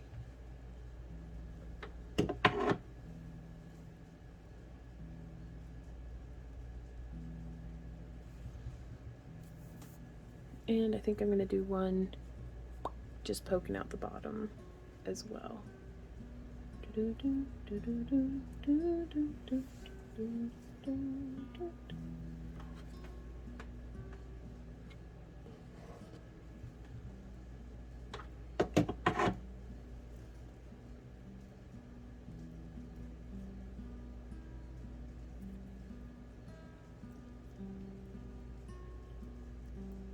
so covered in little hot glue strings, and this stuff burns the flesh, yo. Like, so much. Okay. Let's flip it over and see how it's looking. So I'm just getting a few more flakes of burning hot glue off of my flesh. Ooh. I hope this thing survives. Already so pretty. Oh my god, look at all those crazy fingerprints. Ah, I'm sorry, it's my sunblock. Ooh, okay. It's looking cool though.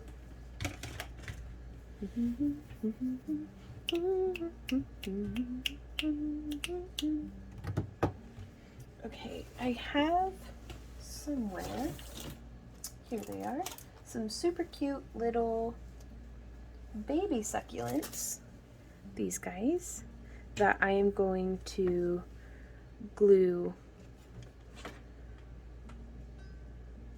into next to our little fantasy moth. Because I do still want some succulents on here, but those big ones are just, they're a little big. They are a little big. I think that is safe to say. A little too big, perhaps.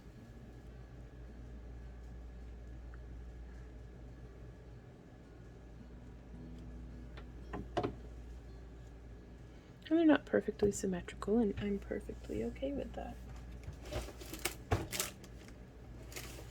Yeah, that bag of moss that I just spilled everywhere, I've completely lost it. And I was like, yeah, I could use that right this second. It's gone. Gone forever. Into the ether. Okay. So let's see. So here I have this stuff that's like this viney, horribly kind of sheddy. It's not as sheddy as I thought it would be.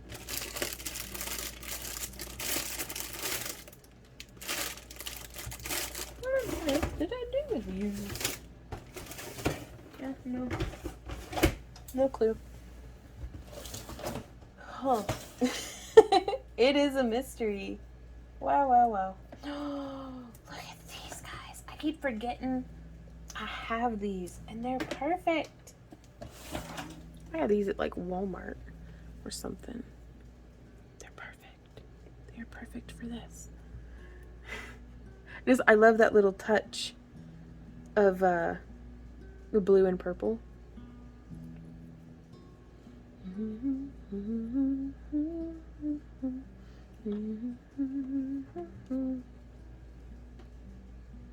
So I'm just putting a little squeeze of hot glue around the base, and then I'm going to nestle this one in between these two mushrooms. Put a fresh stick of glue in again. And I think this one I'm going to lodge in like right here.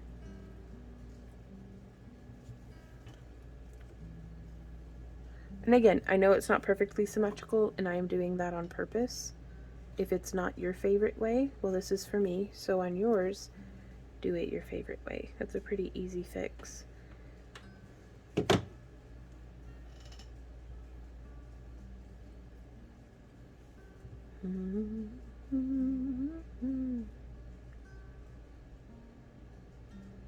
So I just applied it onto the wood and then pressed it in.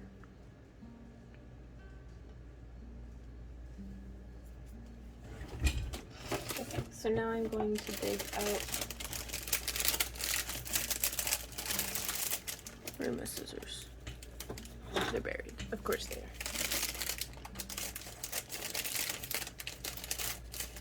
So now I am using some more Reindeer Moss, I think is what it's called.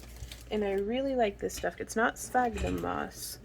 It's the clumpy, spongy feeling stuff, which is perfect for what we're fixing to do. I'm going to fluff it about a bit, get all the excess off, and then I'm just going to do a little bit of hot glue, and then I'm going to take this, and I'm just going to kind of nudge it in and on. I could really use my easel right now. Oh well. It just keeps on crafting. So again, I like to shake the excess out of it. And then I'm just going to do a little strip of hot glue. It only takes a tiny bit to get this stuff attached.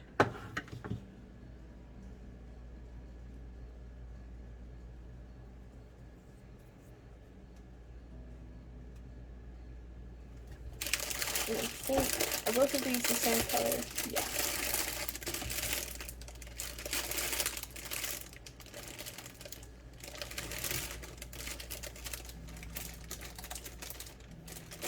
Because we do also have some little like fronds over here that would be super cute. And I'm gonna leave as much stem on some of these as I can because we can always trim more off later. Yeah, I'm gonna have to go get my easel. I'll be right back. Okay, so what I'm attempting to do is,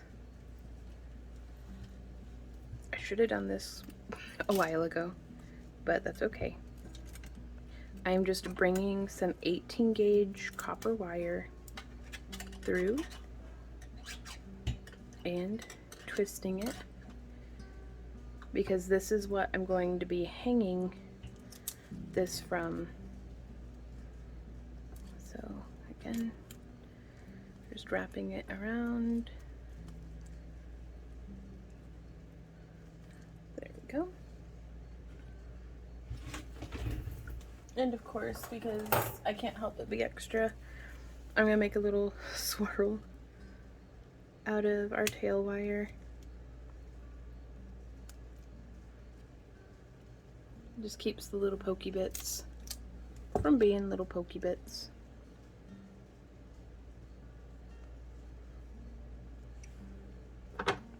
And so now I'll be hanging this from the wire. And let's see if that works, because I'm hanging it on my easel.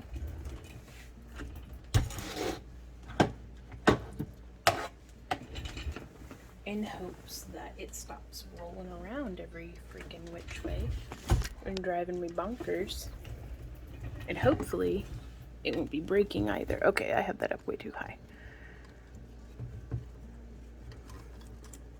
Okay, oops, bumping into, whoop, there goes that. It's getting super late and I should stop, but I can't. I'm obsessed. Okay. Okay, so what I have done here is I have this up on my easel, hanging by the knob on the little part of the easel that like comes up and down. And oh, this is so good. Okay, I'm going to keep hot gluing some stuff into place. So I'm just doing a little spot and then pressing that up and around. Now we also have some stuff here. Ooh, there's a big old box of crystals. I don't know if y'all can see, but I'm going to just grab a couple of the prettiest that catch my eye. Ooh, there's so many. Oh my goodness. And these were a gift to us from our good friend Judy that I've been hoarding because they're so pretty. I didn't know what to do with them, but now I do know. And these are some quartz crystals that I had gotten out of the dirt at Ron Coleman mine down in Mount Ida, Arkansas area. When we went crystal mining one summer with our niece, and that was super cool. So I'm just going to set these guys because I'd like to be able to incorporate them around. Which one do I want to do first? So we could do that little guy, so sparkly. Not quite the right shape for that spot though. I don't know, that one was a pretty good shape for that spot actually. And oh, this one had such high clarity, but it was just a little too small to use for jewelry applications, so I've just been sitting on it and sitting on it. So hopefully this will go over well. And I should have done this before the moss, but that's okay. So we got that smushed on there. I actually found my other bag of moss, which is like nice and purple.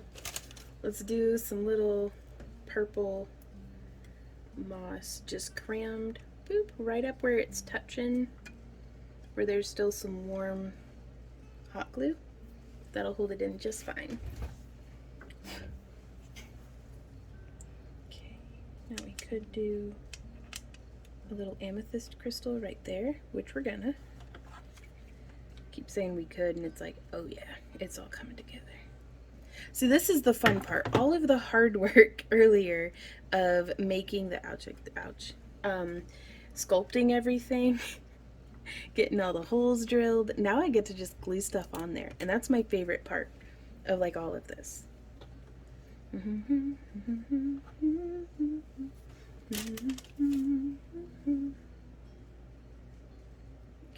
gonna tear off a little chunk. And then I'm going to get in here right behind that leaf, and I'm just going to like bloop, do a little sploot. And I'm going to take that and I'm going to stuff it. I wish it wouldn't wobble, but we'll figure it out. I'm going to keep using my porcupine quill. I don't know. It's been doing right by me here lately. Like, it's like probably my #1 favorite tool for sculpting right now is just this ornery little porcupine quill.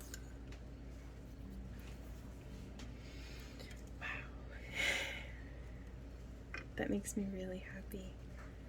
Like, I don't mind that.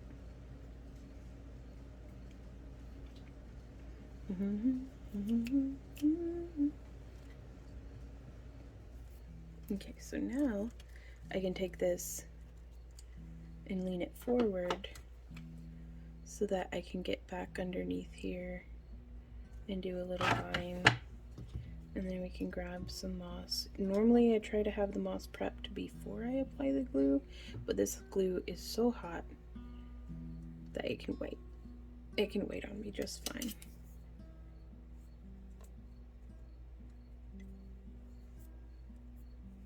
And just stuffing that in. And that's more or less how we're going to continue around.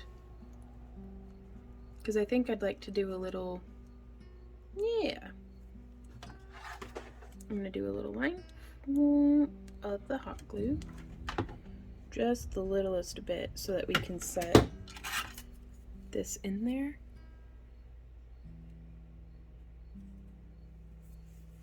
And just let it be just a little upright greenery. I'm gonna try to do the same thing, similar but not exactly the same, on the other side. Again, not super duper worried about having this be very, very symmetrical. That is a struggle I don't feel like fighting today. There we go.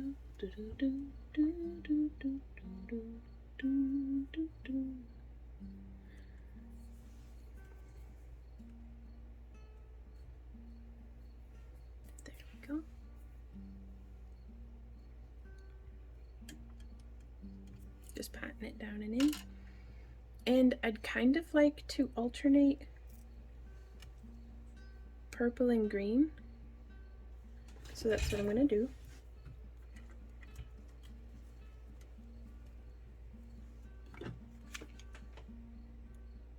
And you don't have to use hot glue for this application. You could use tacky glue or anything kind of in that family of adhesives, but honest to goodness, the high temperature hot glue for indoor applications with stuff like this works so well without having to worry about fooling about with drying time. Because that's where it always gets me on the other stuff, especially when you're trying to apply things vertically, like how we are here. I'm not going to say it's impossible, it's just a headache. Whereas with the hot glue, yeah, we're getting like a little bit of dripping, but not nearly enough for it to be like an actual frustration. It's just like, it is what it is. Now, I never painted the caps of these. I probably should have. Well, you can always paint them later. So we'll just have to be careful of like not getting it onto the mirror, but we're only gonna have to worry about that for a couple of them. The rest of them are nice and oriented in a way that I don't think is going to be troubling at all. Now we do have this like weird tentacly stuff. I'm not gonna use that just yet. It's like, I don't know, some kind of silk floral greenery that's very odd. But I'd never seen it before, so I snagged some. But it's so weird that I haven't used it in anything. Like, I think I have a broken off little piece of it here. Yeah. It's like... maybe. I don't know. I think off of the smaller moons where I want stuff hanging, that will be better. But off of this one, I think there's enough going on this one. Maybe. I don't know yet.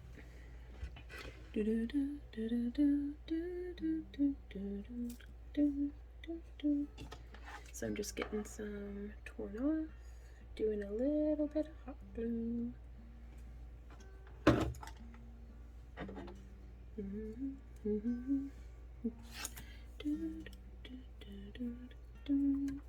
And you just kind of tuck everything in. That way it's just coming up together like that.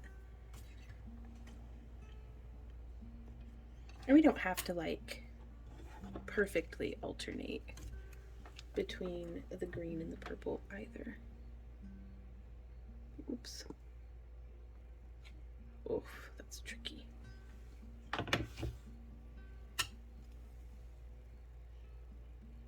So I'm just bringing it down. There we go. Oh, that's perfect. I love that placement of the little top of the bunch being right there. Those are just some purple that was sitting on my desk, so it's getting glued on.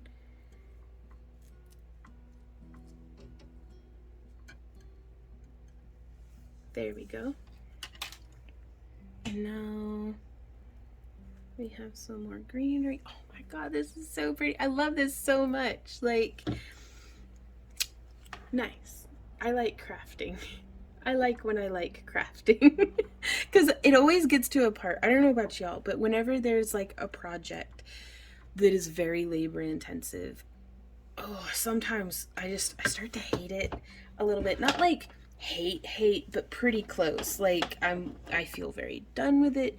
I'm very tired. I'm just like, I just want to be done with this. Like, but so much of crafting for me is pushing through that feeling of like, of being really, really done with it. So, and then it gets to points like this where it's like, oh my gosh, I feel like I'm not quite in the final stretch, not by a long shot. I got 4 more mirrors to do after this one, but I feel like the hard part is mostly kind of hopefully behind me. And so from here we can kind of just keep crafting, just keep crafting. There we go. Just getting that positioned. And I'm just using some of the fronds that I had torn off from, it was a stem that we had used the tip of for hanging off the bottom. Because you can always take a big piece of silk floral greenery and break it down into something smaller, typically. There we go. Now again, we're going to be gluing more moss on top of this, so I'm not too worried about... I'm just getting all sorts of... like, moss dust and crud. Oh, that's so cute. Okay, I'm going to be doing those up in that direction. Now on these guys right here, I am going to take this and snip it flat so that I can really flush it up against the mirror there. And squeeze and apply. Now I have to say, I'm really pleased with these mirrors. They've been holding up pretty fine. Now I knew I'd be using it for this application whenever I purchased them, so I didn't really worry about, yeah. I mean, it's not doing me any favors, but it's realistically portraying what's in front of it as far as I'm aware. Yeah, I like that one over there. Oh, I'm fighting so many sneezes today. Ow, that's hot. Ooh. Oh, well, I still gotta sneeze too. Don't fall. Okay, I survived. Exploded and burnt myself and exploded and... But we're fine. It's fine.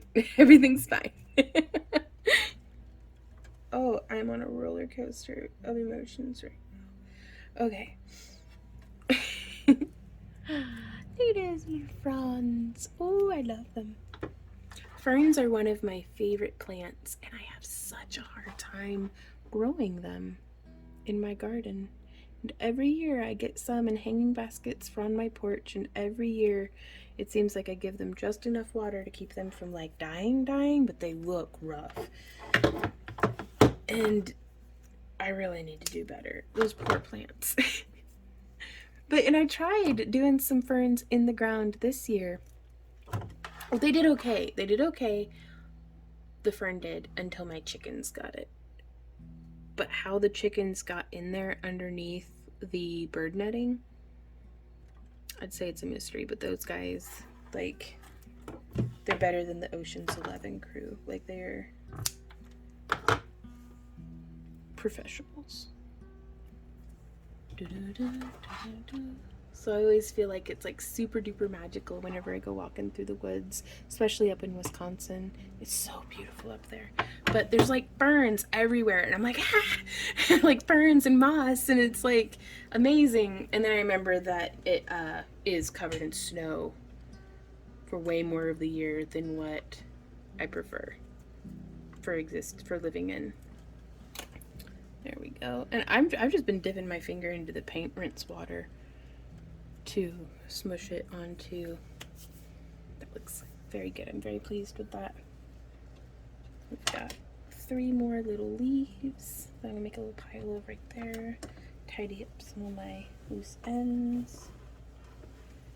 Ooh, almost time for another glue stick. Ow, that's hot. Ouch. There we go. Should we put some crystals on here? Yes. Okay. I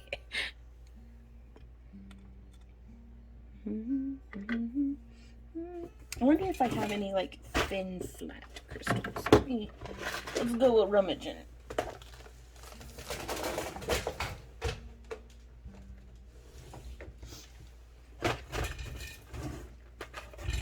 That's a nice one.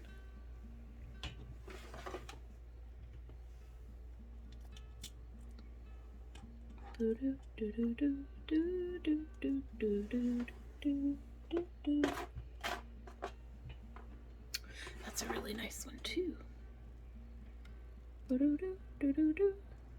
And normally for like on jewelry and costumes and stuff, I would never be applying crystals with just hot glue. Not even the high temperature stuff like how we're using right here. But yeah, okay.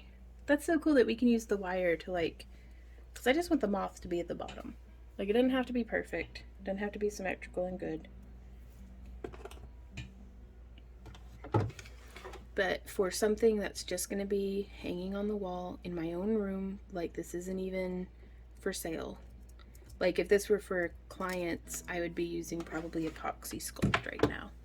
But quite frankly, just to make this is so expensive. I don't know. I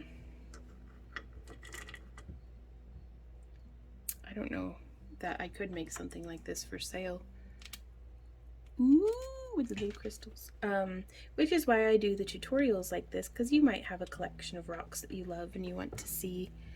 And if ever I wanted to reclaim the stones from this, it'd be just as easy as heating it up with a heat gun to soften the crystals, and then using like a pair of tongs or something, because the crystals would be pretty warm, and removing them, letting the hot glue re-solidify, and then just kind of like chiseling it off a bit.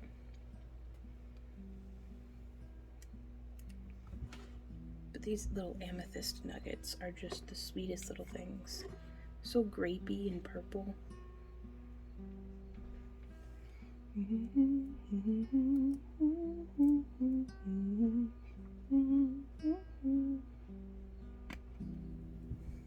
So I had been doing everything where it was radiating like out and away, and I was like, well, what if we had one like peeking?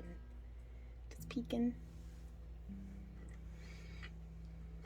I'm gonna do one more crystal like over here. There we go.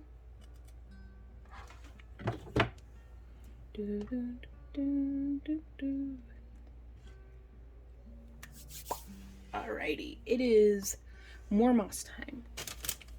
So let's get some moss pieces prepped, because then we can just, it goes by so much faster if we do the prep work on the front end. I'm just saying.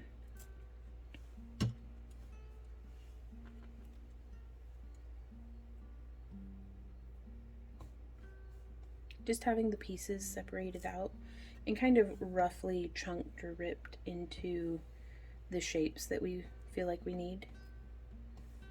Like, I like narrow strips of bits. Okay.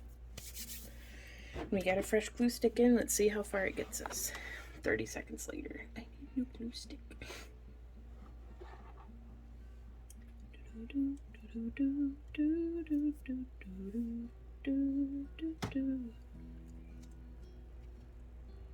There we go. Yep. Very cool. Okay. Let's do another green, because again, I don't want to get like checkerboard alternate or alternating with just the green and purple. Keep losing. There it is.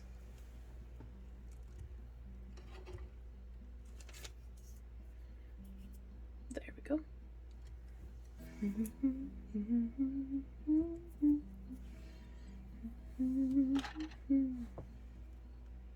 And sometimes we can kind of look at where we're going to be placing and already have the piece in hand. That way we can just bloop and get it up there on the spot.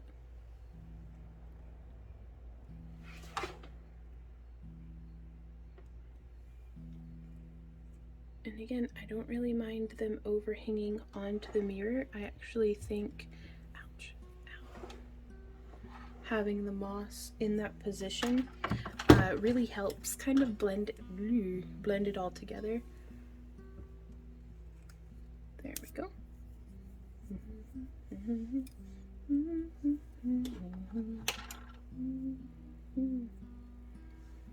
Okay, I'm gonna do another little tuft of moss, just boop. And honestly, I don't even really need the high temperature glue gun for this part, but I really like it for its fine tip point. So it's not so much right now that I need the high temperature, it's that I need that petite little tip to actually get in where I want stuff to be. Because having a little bit of precision with hot glue is a wonderful thing. Okay, pulling off another little bit, and I kind of, anywhere that I see hot glue that's like from a previous layer, I'm just going to glue more moss onto it.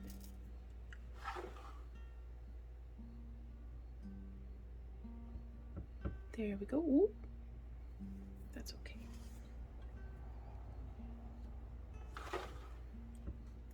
And sometimes you kind of have to get back in there, but the magic happens in the details.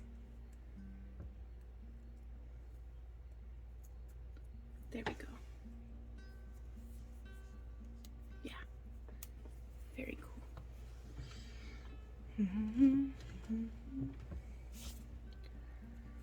Oh, this moss just leaves a dust like on everything. Ah, it's so...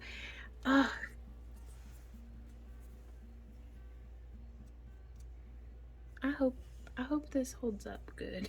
Like, I've done a lot of work on this. I mean, it's all been in one day, but we'll see. And I will be sure to let you guys know in future videos and stuff how this holds up. Like we might do like a 1-year update or something. Oh, I can't wait to see how it glows either.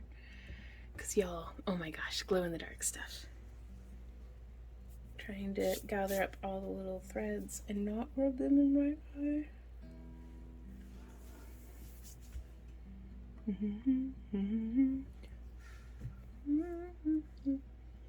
Like, I barely have fingerprints anymore, it's just hot glue. There is no bond, there is only hot glue.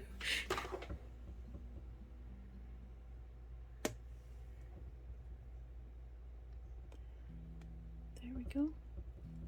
Well, looks like we could have used a little bit right there. Ooh, I like this piece. There we go.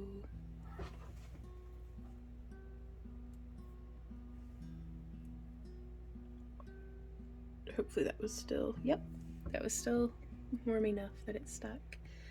Wow. If any of y'all do something similar to this, I want to see it.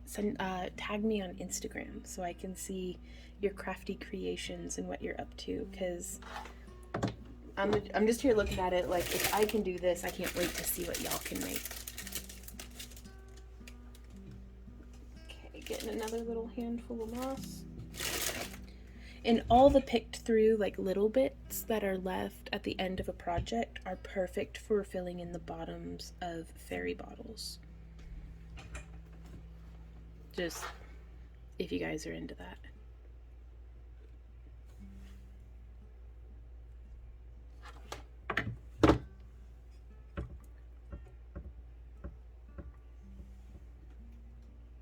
Doing just a little tuft of purple right here. Because I may need to come in from the back side and apply moss from the back too, but we'll see. Because I want to keep that edge covered.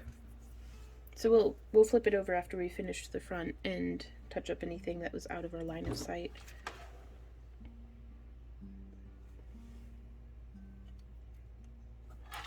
So there's that one. There we go. I'm actually going to peel this back just a bit, do a tiny little touch. There we go.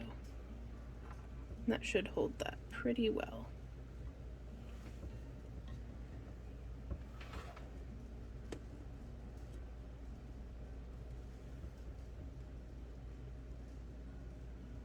Just getting some purple mixed in there. I love it. Now normally I don't have my regular stock of moss. I had told myself, I was like, no, you're not allowed to buy any more, burn through everything you have. And I was like, no, but here I am. But normally I like to have like 3 or 4 different tones of green. That way I can kind of mottle them all in together.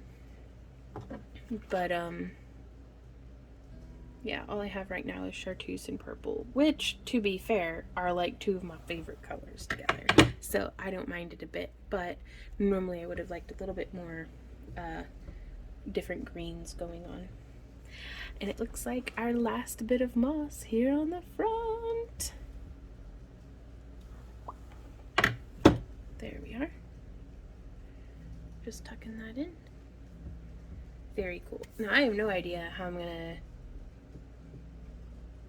flip this over without messing about with all my mushrooms. We'll put it face down on the paint can the way we were doing. So let me move this easel up and out of the way. I'm probably going to suspend a wire on all of our moons that we'll be doing to make it nice and easy to hang them on the easel. And then whether or not they stay on the easel as time passes, well, that remains to be seen. But okay, so I'm just coming in And basically the base of these mushrooms I feel like needs encased, but other than that, I think it'll be alright. Nope, not even in frame.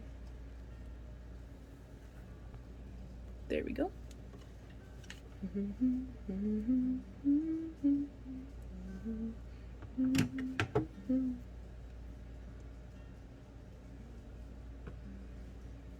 So I think I'm going to leave this here, and I'm gonna meet you guys back here for the unveiling, because it's just more of the same from here, you guys. So I appreciate y'all tremendously hanging out with me, especially if you were here during the premiere. Hey everybody in the live chat, because I know I live for live chatting with y'all. It's like my favorite thing. So thank you guys so much for coming and hanging out. If you wanted to be here during the premiere but missed it, be sure to sign up for our newsletter, because we send out the video links in an email. Typically we try to do it, if it's a scheduled video, we try to do it like 30 minutes before the live stream or before the premiere starts. But if it's a live stream, we only send it out about 5, maybe 10 minutes beforehand. But that's just the nature of the beast on those. But yeah, we let you know every time we have a new tutorial or live stream or shop update or just anything like that. So, and also for our Craft Along Club members, be sure to check out the members only stream blog, the members only blog, because we have the real-time footage of me of my designing this in Procreate. So I'm learning how to use Procreate, but also it might be helpful to some of y'all who are getting into digital art or are already digital artists, if only just to see like, wow, that's a really complicated way of doing something that should have been easy. Which is my specialty, by the way. I specialize in making things more complicated than necessary. But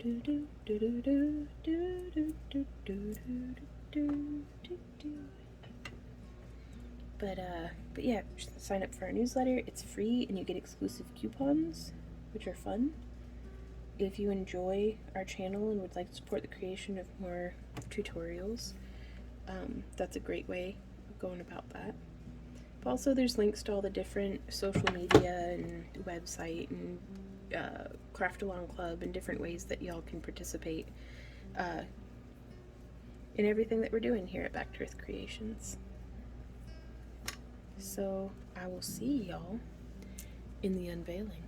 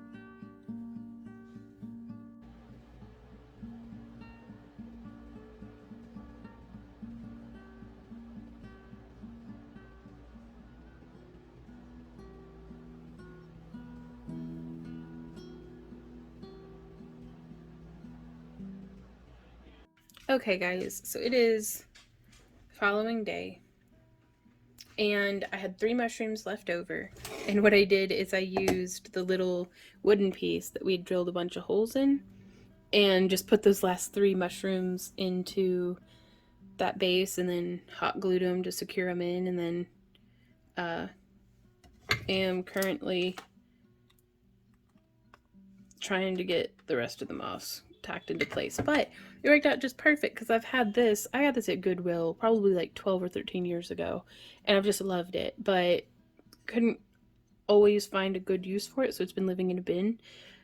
Look at how perfectly that just fits right in there in the top. And so and also I thought it'd be a good idea to test on these guys. I am using Lipstick Red, that's number 4133 by Folk Art.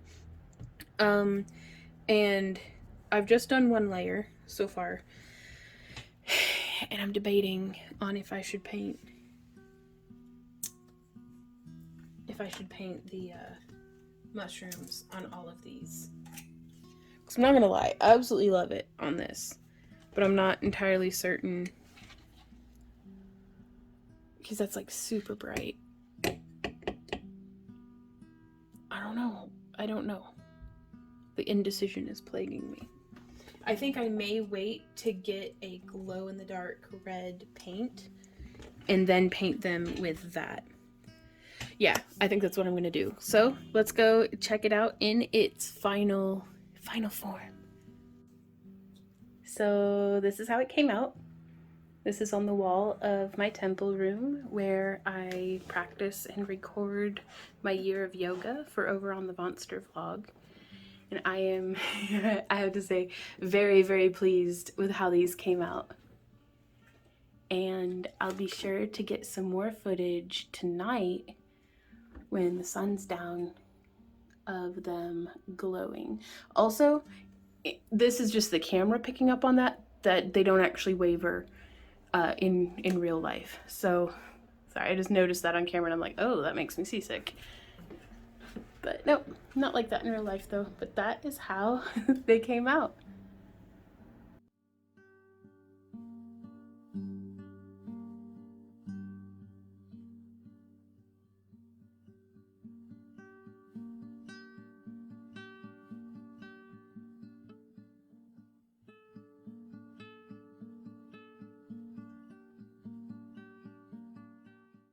Okay guys, moment of truth time. I'm gonna back up just a little bit more so that you guys can see.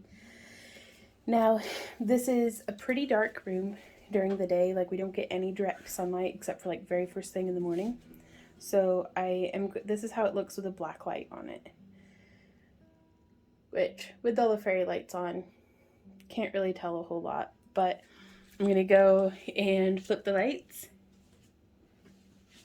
I've got a little light switch here, so let's... Oh, that's the wrong button. Oh, I turned it back on again. Ah! Y'all, look at those boots. Now you're seeing a lot of red here because that is my little like nightlight. Oh my goodness, that is so cool. Ah! Okay, and now also with blacklight patty. So the moss fluoresces, which is so cool, and I did not anticipate that at all. Oh my goodness. I'm totally gonna have to have like a little 1-person rave in here constantly. This is phenomenal. Like, wow. How do I okay, there's the lights again.